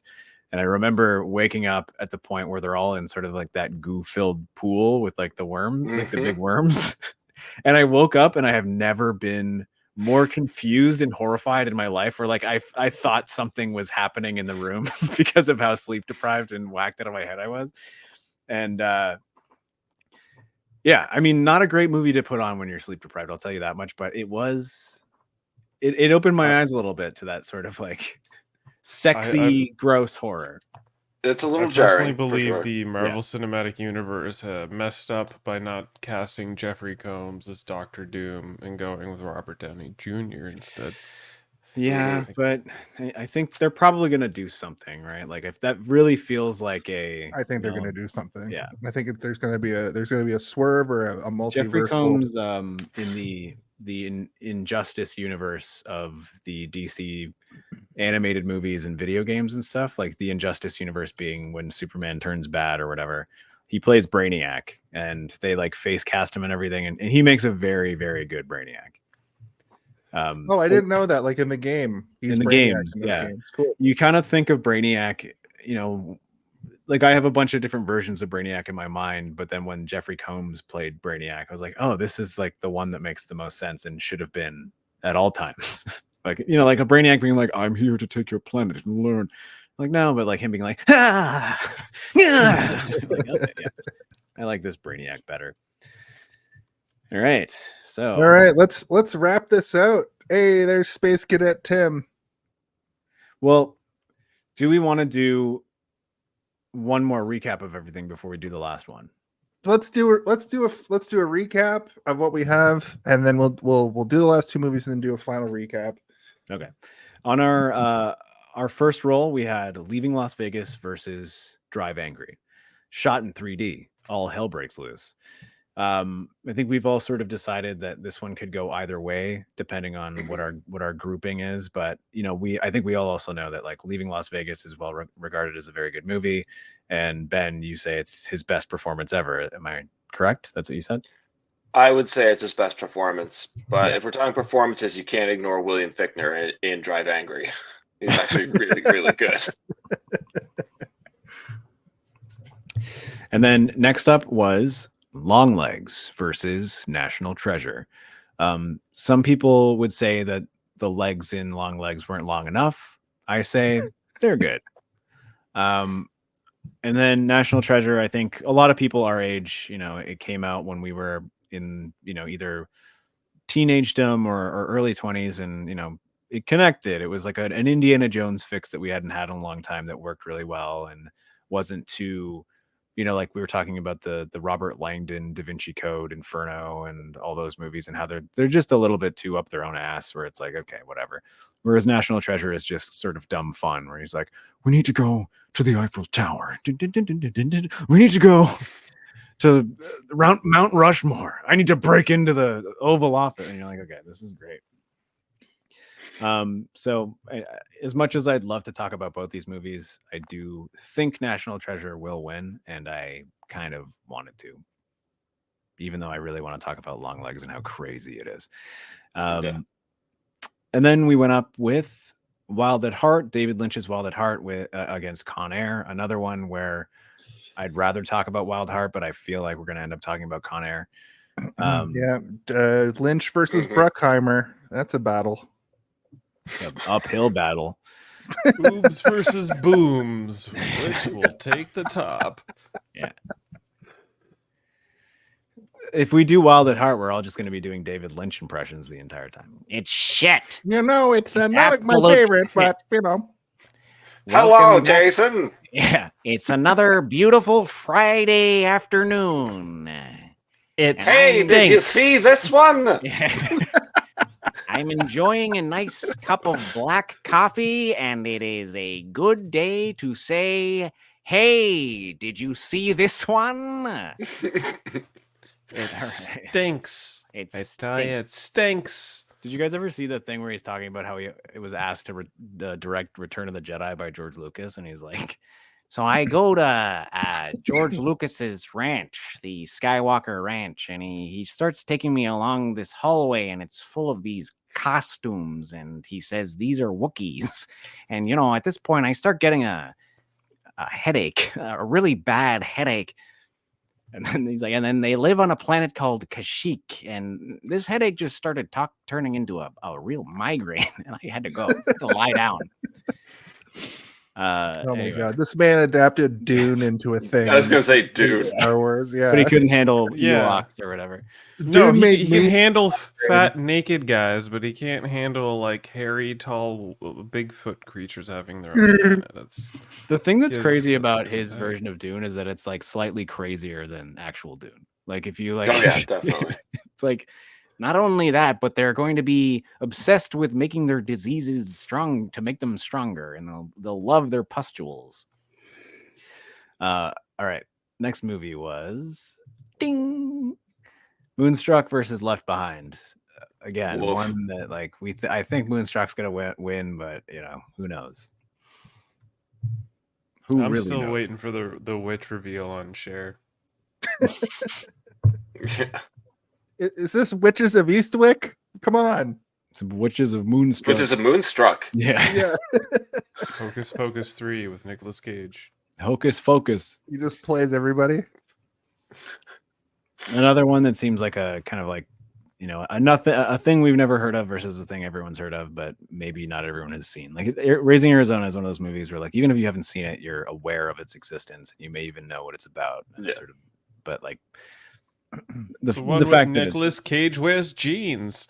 Yeah. It's also similar to like David Lynch, a prolific director that has like its strong sort of far-reaching fan base. The Coen brothers are the same. I have no idea who made Seeking Justice at all, but doesn't mean that he's a bad director. Kenneth Turlington. Yeah. Oh, Kenneth Turlington, director of Shit on a Stick. Yeah. Drive normally in 3D. Drive slowly. Yeah. Drive carefully. Drive slowly. 2D. And then we had Ding. The Weatherman, Nicolas Cage. The Weather Pig. The Weather Pig. The Weather Pig. This one's another one that is just like, wow. What? Talk about two completely different fucking things. I'm hoping for one's the prequel to the other. Yeah, but this one is also like I would be happy either way because I haven't seen The Weatherman in so long that it would be interesting to revisit. But I know that the pig will be an interesting discussion. Listen, I know that sounds like a good idea, but I thought the same thing until I rewatched Bicentennial Man recently for the podcast that we're on, and it's come to a quick realization that that's just a groomer's film. Oh shit! What? I wasn't happy about it either. Can you elaborate? I had to watch Bicentennial Man so we were going on Christmas break, and my English teacher was like, over the Christmas break you have to go watch Bicentennial Man, and I was too poor to go to the theater and watch it, so some of us got a break on that, and I didn't see it until it had come on video much later, and all I remember is just like it's based off a short story. And it's just, Robin Williams is a robot. Is it like a Philip K. Dick novel or something? It's based off an Isaac Asimov story. Yeah. Of Bicentennial Man, but it's created by Chris Kubla or whatever, and he, does it in his way. And I tried to fight for that film. I was like, no, this is a sweet Robin Williams film of whimsy. And they're like, no, this is like he dates the great granddaughter of his owner after his daughter falls in love with him, but he's too much of a robot. So because of love, he becomes a human being and ends up dating the great great granddaughter as she's and it's just oh no, oh no. Wow. Yeah. I feel like maybe if you anyway, I haven't seen it, so I have seen. I saw it in theaters. That's where my biggest memory of Bicentennial Man in theater was that the movie trailer for Star Wars Episode 1 played before it, and I was like, that was like sick. the big draw, right? Yeah. That's I not also why I remember went to seeing go in see it. theater. I was fucking 7 years old. I didn't know that there was going to be a Star Wars. I didn't even know a new Star Wars was coming out. I was like, what the fuck? This is amazing. It was all about like, you know, Robin Williams being a robot, and like it was fun watching like Robin Williams, Sam Neill for a bit, and then Robin Williams and Oliver Platt for a bit, and then it just becomes like a sappy love story in the last third, and then you really think about the love story and the implications and everything, and the implications are so heavy. Oh, they're not I'm a robot great now, but I really want to marry your granddaughter. Oh, they're not great. I just want to shout out Dribble here because this is a kind of a funny joke. It's a pretty good joke. Right. I need a crate for my dog, but he's allergic to metals. It's hard finding a Nicolas Cage. Hey, and then he had a little turtle laughing and clapping. That's so dad. And then we landed on Valley Girl and Color Out of Space, a movie I have not seen and a movie that I don't want to watch again. Interesting and interesting combination. It's a good one. It's a really good one. Yeah. I hope Valley Girl is the movie that we do because I love a jukebox musical. Color Out of Space, I will say, much like Steve, it was, I liked watching it. Is when it I was a jukebox watching it. musical, or is it just like I mean, with that many artists, that's what it looks like. Yeah, okay. But that said, like Color to Space is one of those ones where I don't want to have to go through again, and then when we do the podcast, like talk about it at length. I had some interesting theories about Color Out of Space that like I brought up to past guest of the show, Cam. Like we were talking about it in like a bar one night, and I was like, do you think this is, and he's like, I don't think so. And yeah, you know, like when he starts to get really crazy and he like adopts like a weird accent, and he's like, I was like, what the and I thought that he was like the whole idea was that he's supposed to be channeling like his dad's aura or energy out of space. It was like turning into his dad kind of thing. And I haven't heard anybody talk about this, and I'm like, this is how I read it. So I am interested. Ben, you want to be, if this one wins, Ben, you want to be on it? Ooh, I'd love to talk to you specifically about it. I mean, I have opinions, that's for sure. All right. Well, yeah, sure. Why not? If it wins, we'll talk. All right. All right. So, do we want to get to the last rollings here, guys? Let's do the second to last one. All right. See what roll up. Well, is Tim coming in? It seems like he's home now.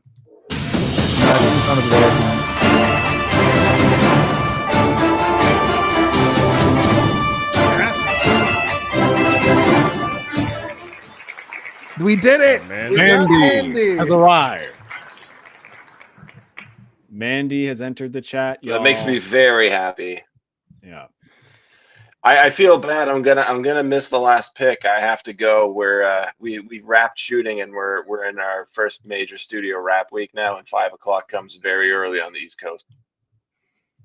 All right, Ben. Well, thank you for coming through. I appreciate you taking some time out.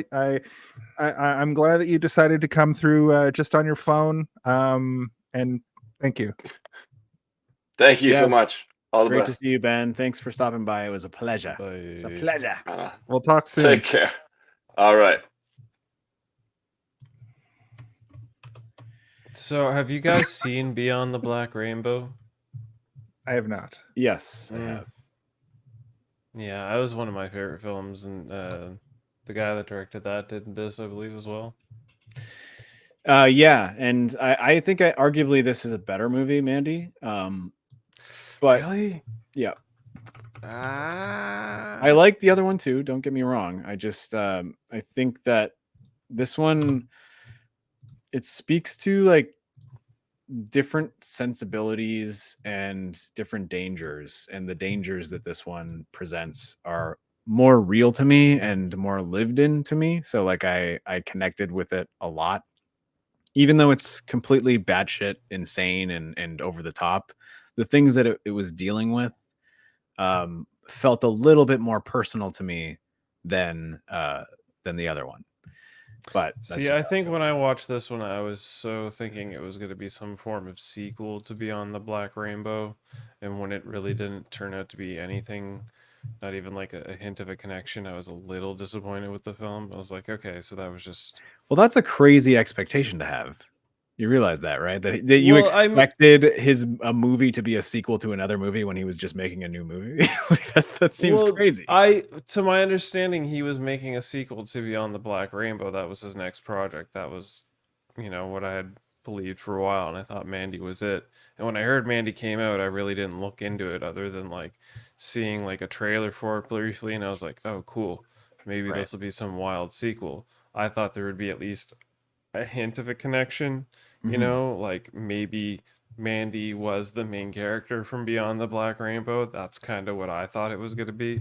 That's a major connection. That's not a hint of a connection. Well, it's okay. So that's my initial thought. I thought the movie was going to be about the girl, and the girl from Beyond the Black Rainbow was Mandy. But so is that the main reason you don't like it, or do you have another reason? It was a main reason. Like it's not so much that yeah, kind of. It deflated my sales in the film, and then when I watched it, it just felt like the Nicolas Cage angry snuff film. Like it was wild visuals, but it led to nowhere. Really. So I mean, for me, that's where I wasn't wowed by it, I guess. For me, the stuff that connected was not Nicolas Cage. It was everything else that was going on in terms of like the manipulation and the gaslighting and the cultism that kind of like moves beyond that, and pushes people into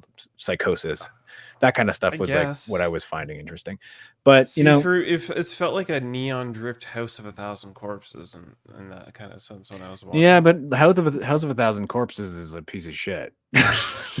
Well, House of a Thousand Corpses is like a misdirect. When I was a kid, I thought it was going to be this like gory nightmare for the whole thing, and really the last like 10 minutes are what I thought the whole movie was going to be. A neon dripped version of that is the Munsters. Well, I mean, if you the difference between this movie and anything that Rob Zombie has ever made is that this movie has extremely well crafted cinematography. Like it is beautiful. Extremely beautiful to look at. Yeah. So even if you're not there for what's happening in the movie, you'll have a good time visually. And Chris, I'm not trying to like shit on you for your opinion. I think your opinion is completely valid, and I can understand it. I just for me, the stuff that's going on in Mandy is a little bit more relatable. I don't know, but that's just how I feel. Yep. Okay. I don't know. For me, I don't know. Maybe it's just because like it seems so forgettable that maybe I don't quite remember all the major plot points of the film, but like right. But also, if you liked, sorry, what's it called? Fuck, the House of Beyond the Black Rainbow. Beyond the Black Rainbow. I almost said the House of a Million Rainbows. The House of a Million Rainbows or whatever. No, like I liked that movie as well, but I didn't, I guess, feel as much of a connection as you did, to the point that I was like so looking forward to the next movie that director made, whereas I went into Mandy with just sort of these tapered expectations and left happy. And like the appearance of Jeffrey Combs, he does a really good job of having sort of these weird cameos of horror faces that you've seen since your childhood, and you're like, oh man, this is great. Beyond the Black Rainbow looks interesting. It looks like a minimalist, I'll be right back. Almost like a Cube kind of a movie. It's like Cube on acid through the lens of like a 70s sci-fi horror in the sense. I love that. Yeah, that's cool. Yeah. There's a lot of weird like psychology stuff going on. There's some like weird robots and shit that go through it. I see there's an image here of a robot in red or like a person in red that looks really cool. And something of note is Ronald Reagan is in this movie as himself through archive footage. Yeah. In Mandy? And Beyond the Black Rainbow, yeah. In 1,000 Black Suns of the Mandy Mans. 1 million rainbows. Oh man. Okay, so this is the last roll. Do you guys want me to go through? Do you guys want me to go through what's on the wheel one last time? No, just spin the thing. But I want to talk about what we hope is next. Or I mean, I guess like we already know what's what I hope is next is Lord of War. That's my right. You came here specifically for Lord of War. Jason, how about you? I really hope that what is it, Escape from Paradise, Trapped in Paradise. I hope that is our final film. Valley Girl is still on on the wheel. I just noticed. Oh shit. Okay, give me 1 second. I'll get rid of that. I'm gonna be frustrated if it's gone. I'm gonna be frustrated if it's like Face Off or Gone in 60 Seconds, because there's so many other movies on here that are like so much more ridiculous. I would love to see a Ghost Rider go up against Mandy. Ghost Rider, yeah, that would be pretty good. Just to see what people think online. But I want Lord of War. All right, let's put it this way. Elimination. You get to eliminate one of these movies. Which one would you eliminate? Oh, that's interesting. Do you guys want to play that? I'm down to play that. Oh, fuck. Okay. Yeah, sure. I'll get rid of one. We'll all get to eliminate one. Is anybody in the chat how many people do we have in the chat? Because we could also get like our chatters to eliminate one too if we wanted to. Luna Divinaire is here, I believe. Oh, they want to eliminate She's been requesting Vampire's Kiss, which I think she wants that one to be chosen. Yeah, she wants that to be chosen. Yeah. If you can hear us out there in the world, if you have anything you want to remove, speak now. We'll give you 60 seconds. And then we'll give ours while you're deciding. And if you want to put it in there, get rid of it. Yeah. Wait, don't get rid of it. I want it. Okay, so maybe I'll go through them again real quick. Lord of War, 8mm, Willy's Wonderland, Vampire's Kiss, Snake Eyes, Adaptation, Trapped in Paradise, Gone in 60 Seconds, Face Off, Ghost Rider, The Unbearable Weight of Massive Talent, Renfield, The Rock, Knowing, Wicker Man. Those are the choices. I would...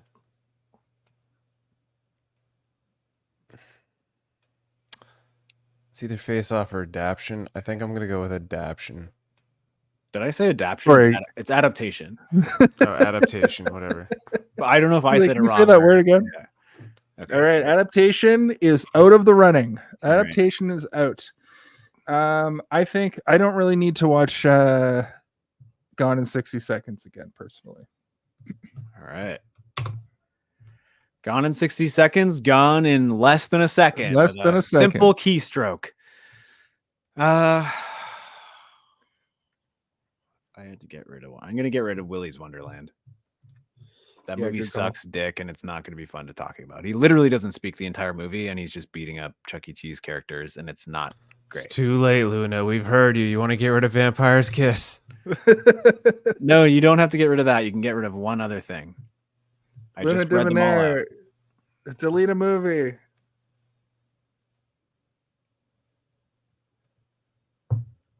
You know that in podcasts when it goes silent for a while, that's what people want. It's a time. Well, I mean, so like the other one I was considering getting rid of was The Rock, just because like I don't want to sit there and talk about like, did you know that it's an unofficial James Bond like for the entire that will be what our that'll be my dumb thing that I keep bringing up. Yeah.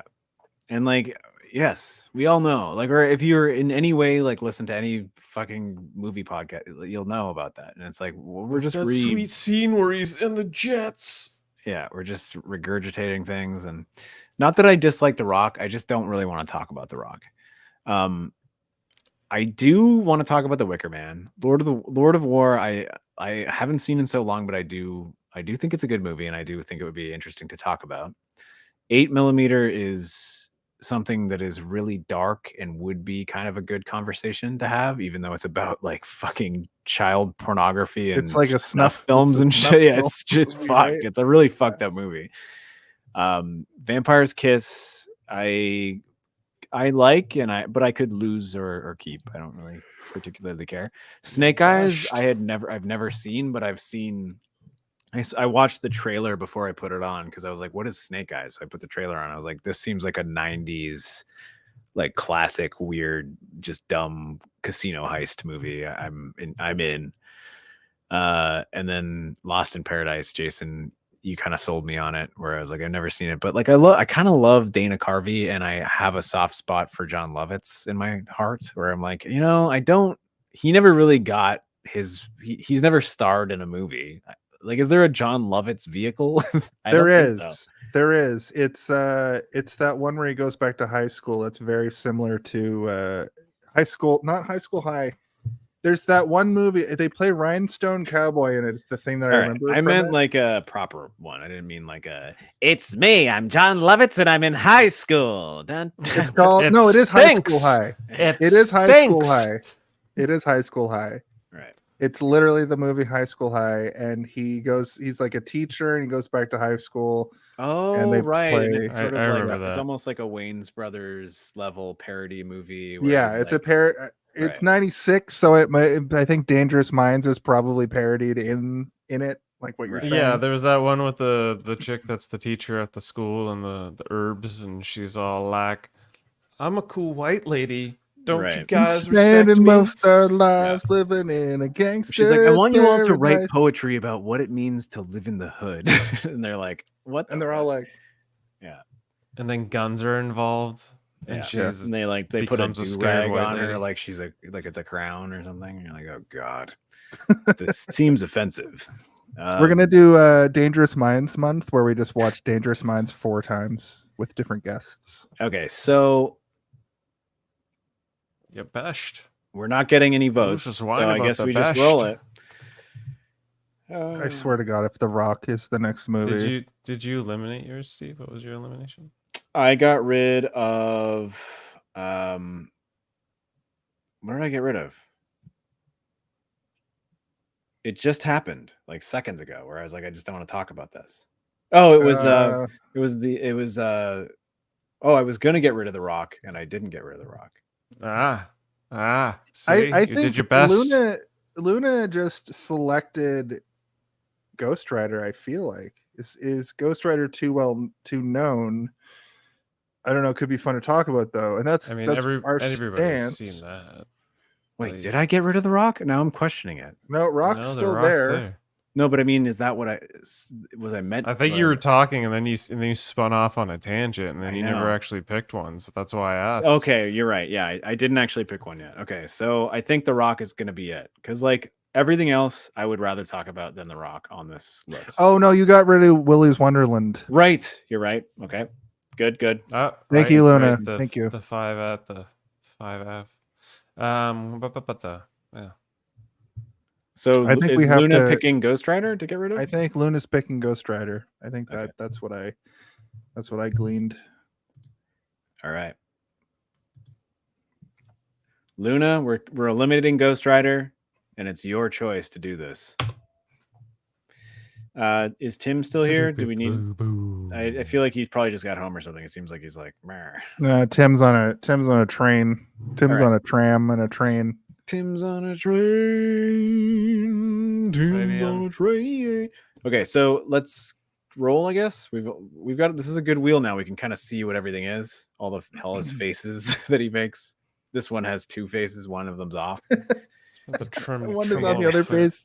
Yeah, whose face was originally not the original face, and now there's 2 faces. Oh god, we're gonna get Face Off. I know it's gonna happen, or The Rock. Okay, should I shuffle it? Let's shuffle it a couple times.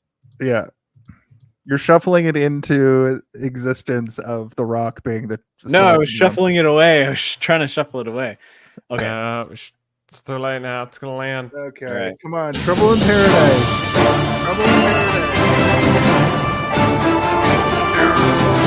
Oh, Wicker. Vampire's Kiss. Vampire's Kiss. You know what? That's the one that Luna Divinary wanted, and that's great because Vampire's Kiss versus Mandy is a formidable battle, I think. Yeah, I agree. Well, I mean, I hope that Luna is happy with that because if we hadn't got rid of Ghost Rider, it could have been Ghost Rider, you know? Yeah. Witchy powers. You did it. You did that. You did that. You did that, Luna. You did that with your witchy powers. I have seen Vampire's Kiss, but it has been so long that I only remember his freakouts, like his weird, like 1, 2, 3, 4, 5, 6, 7, like the things that like people kind of meme out and do impersonations of. Isn't the picture from my background from that movie? Yeah. Yeah. He thinks that he is bit by a vampire, and he thinks that he's becoming a vampire, and the whole movie is running around being like, "I'm a vampire." That's like his whole deal. Well, that's going to be a good battle as well. But again, one of the ones that like two interesting movies that unfortunately one is going to knock out the other. Yeah. I don't know. Does anybody have a favorite out of the ones we've gone through? Do you have a favorite to win? Oh man. To win overall? Oh my god. Well, because we're gonna do a final versus where it's all four like that get picked, and like one will emerge. I'm gonna say victorious. Pig. You think Pig's gonna win? You think Pig's gonna take it to the end? It's gonna be a weird final. So in November, when we're doing these four movies, whatever gets through, like I said, I'm going to do final tournament, and it's going to be really interesting to see what makes it even through. I mean, out of what we have, I mean, in my expert opinion, I think Leaving Las Vegas versus National Treasure. I think, Con Air versus Moonstruck, Raising Arizona versus hopefully Pig, Color to Space versus either Mandy or Vampire's Kiss. That leaves us open to literally who knows, man. But I mean, we've got our 16 selected or 18 or whatever it is. 16, yeah. I think out of all these movies, the one for me personally that I think is going to that has the ability to come out on top is it's National Treasure. It's gonna win. Steve, I kind of have to agree with you. I think Raising Arizona has a really good shot, and I think Con Air has a really good shot, but I think that people just love National Treasure because it's ingrained. My wife's been like, since I brought this up, she's been like, National Treasure, obviously. Yeah. So well, she'll be happy to know that it made it into the fight. Should we go? Yeah, I was gonna say, should we go through the ones that didn't make it? But who cares about them? We'll keep them for another day. There's nothing really on that list. I mean, maybe The Wicker Man, because like it's fun. But I'm kind of glad that Face Off didn't make it. I'm sad that Paradise didn't make it, because I'm sad the one that I'm like, I haven't seen that and I want to watch it. Well, you can just watch it. That's true, but I spend my time watching like shitty science fiction movies from the 19. You're like, I want to see late 70s movies on Tubi that are about different. I want to see Robert Englund as a young man fending off like a rapist tentacle monster. That's what I need to see tonight. Yeah, I want to see the intro to Lord of War, because that is one of the best intros to. Yeah, I'm sorry, Chris, that Lord of War didn't make it onto the bracket, but it's a sham. I came onto this podcast expecting glory, and I go home empty-handed with disappointment. Well, do you have one? Do you have one that you think will win? That will win above all others? I said Pig. Oh, you said Pig, right? He was the first, yeah. I will also say that backdoor pilot for a podcast right here tonight. I think this was a really interesting thing that we did. The movie wheel. The movie wheel. We'll break them on the movie wheel, like Conan. Because honestly, we could go another 2 hours, like really finding the victor. If we could somehow put these 16 back on the wheel and then spin it out and just let the random number generator choose a winner. Yeah. I like the idea that these movies are now going to be literally put against each other in a fight, again, like for people to vote against, like is pretty cool. It might even be a thing, Jason, where like we just like go to like a movie Reddit page or something and be like, what do you think is the best? And like one that has like 20,000 subscribers or something, just to like get them to. So tomorrow I'm going to sort of soft launch that. I'm going to be putting Leaving Las Vegas versus Drive Angry up on our regular streams.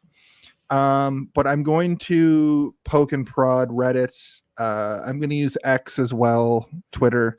And I'm just gonna see what happens for the first one, and I'm gonna leave it up probably for 2 days, and just to see kind of what happens. If it's fast, if I get a clear victor like day 1 or day 2, then that's how I'm going to sort of do the rest of it. And I'm just this is a new thing for us. This is the first time we're doing this. It's going to be an interesting experiment, and if it goes well, this might be a format change for the old Hey Did You See This one, but assuming it's not, this will be a fun experiment nonetheless. So I would like to just give a short second here to thank our various guests that came on the show tonight. Everybody from the Rogues Gallery of Hey Did You See This One? Worldmind, you were here for the whole shit. Thank you for coming through. I appreciate you taking your time out to spend this with us. I'd also like to give a shout out to Ben Mason, who came through tonight. Michael Mongiardi and Joel came through for a moment. And am I forgetting anybody? I think that was everybody. There was 2 gentlemen, then there was 1 gentleman. Yeah, Michael and Joel. And then just the chat. Yeah, the chat. And the Chris. Was good. And the chat. Thank you for everybody in the chat tonight. That was great as well. Do we have any final thoughts that we'd like to add for this? It's sort of just like it's left up to our devices at this point. My final thoughts are I'm excited for some of these contests, less excited for others, and feel sorry for some because they don't have a chance in these bouts. They will lose. There's no breath in a cold fart in hell, or whatever the saying is. They're gonna die. Breath in a cold fart in hell. They're gonna die in a farty cold hell. Weatherman, I'm looking at you. I'm just saying. You best. Losers whine about the best when they just go home and fuck the prom queen. Yes. That's a line from your favorite movie, Rollerball, or whatever, Thunderball. That's technically from The Rock. That's Sean Connery. Yeah, no, I was trying to say Thunderball because of we did chunk Zardos last week. Zardos, I need more Zardos in my life. Also, do we want to record the Grimoire episodes with this version, with this like this sort of setup? Yeah, we could try it. It's kind of good. I kind of like it because I'm not looking all over the screen. That's one of the things that I feel, I don't know, just weird about, where I'm like looking around at who's talking, and I don't like it. I kind of like that we're all just, it's like I'm standing or sitting across a table from you guys. It's true. And if I want to do something weird, I can go like this. Hey. Whoa. All right. Well, once again, thank you for all our guests tonight. Thank you, Chris, for hanging out for the whole show. Actually, you know what? I'm going to format this like a regular podcast. Chris, do you have anything you want to plug? Well, I happen to be a part of a few podcasts upon this United Federation of Podcasts. There's the Hold Up movie podcast. We were talking about robots and Bicentennial Man. We were also talking about Silent Running and Finch, the Tom Hanks film, which I don't know if you guys have ever seen that film, but the last 25 minutes of Finch left me weeping, like sobbing, weeping. I cried so hard at the end of that film. Jason only cries at Spider-Man movies. I don't know. It's something. Last time I cried like that was like a Castaway. It's something about Tom Hanks and inanimate objects. I don't know what it is. Right, but yeah, I just weep. Anyway, What a hilarious stray I just caught.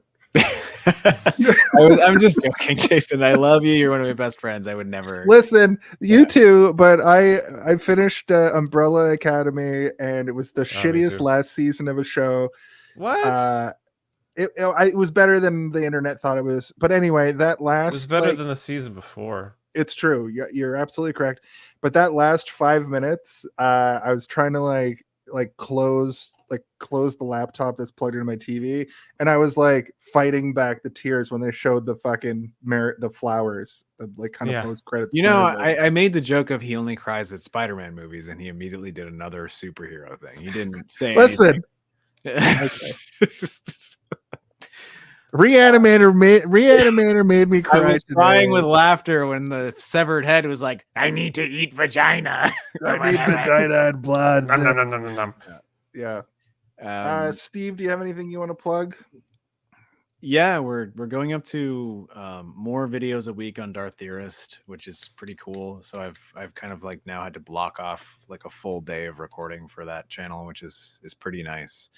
The whole team over there is really cool. And, you know, it's very small still, but, you know, we've got a really talented writer. I do all the voices from Dooku to Dookie, which is like an alien. He goes, "My name is Dookie Dookie." But I do everything from the narrator to like literally every voice that you hear. And it's a lot of work, but it's a lot of fun. And, you know, we're just kind of hoping that it can keep growing. So support it if you can. Even if you just want to like open the video when you're at work and mute the volume and not listen to me be like, and then Anakin does this, and then Obi-Wan does this. You don't have to listen. You could just, you know, pretend.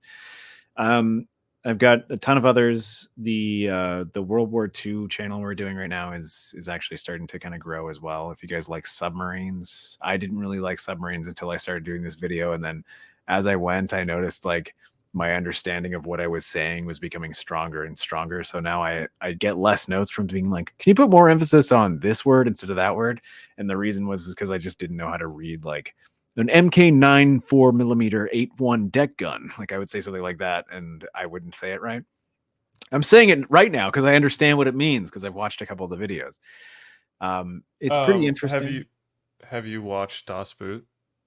I've seen Das Boot, yeah, but it's... Have you seen the extended cut of Das Boot now that you're in the love with submarines? I don't know if I went as far as to say that I'm in love with submarines, and the answer is no. How about The Hunt for Red October? Yeah, Das Boot, the sequel is when they finally take the boot off, and it's Das Feet, and you're like, oh yeah, I like Das Feet. Das Toesies between my noses. No, I like Das Boot, but Das Foot?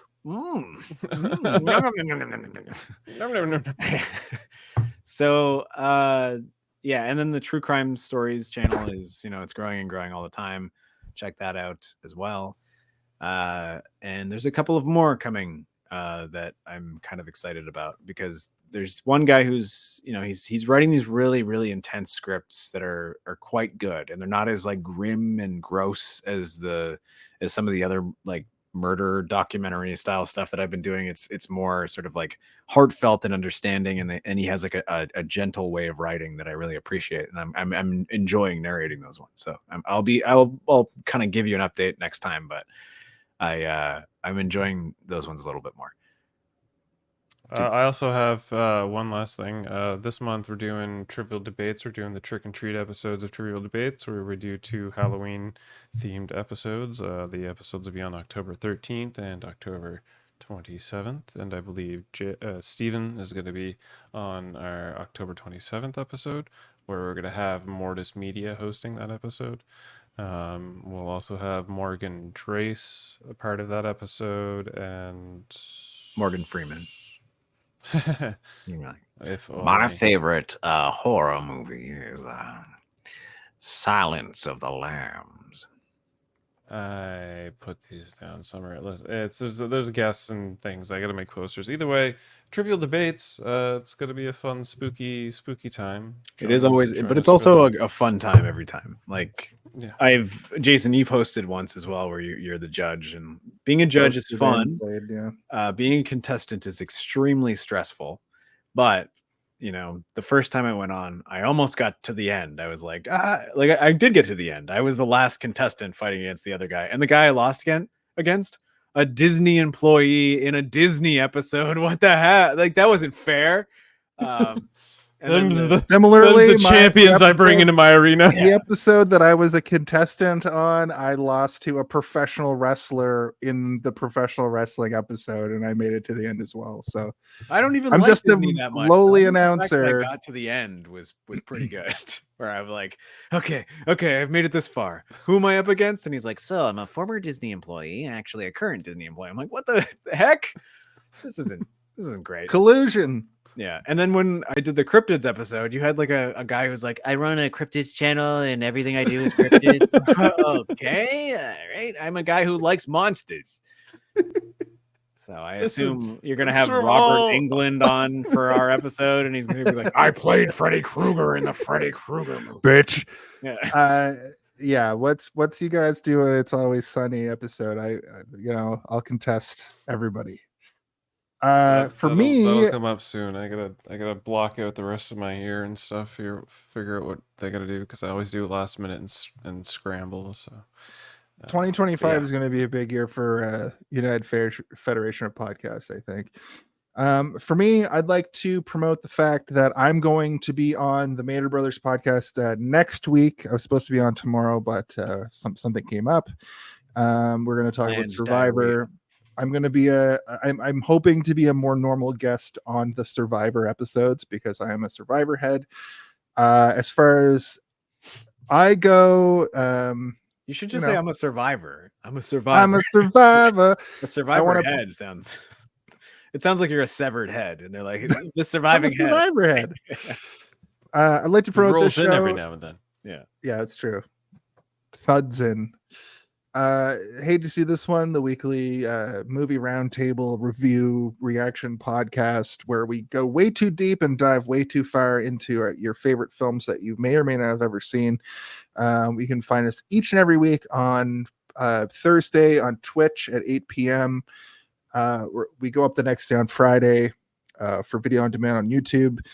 You can also find me at Super Kicked Pro Wrestling. We have Zombie Wrestling coming up in October. It's a 2-night affair. Super Kick does a new studio over by Blue Station, so I'll give more details to the people that want it, but it's going to be crazy. I'm going to be coated in blood. It's on a Friday and a Saturday night too, so you have no excuse to not come out and check us out. Have zombies versus who knows? Sometimes it's clowns, sometimes it's vampires, sometimes it's other. Sometimes it's clown vampires, and you never know. Exactly. Oh my god! But that's scary. That's too scary for me. I have to go to bed soon. With that said, Chris, there's just one question that we have to ask ourselves, usually each and every week, but sometimes just on a random day of the week. Could you ask that question now? Hey, did you take your Metamucil? Not the bees! I keep doing that.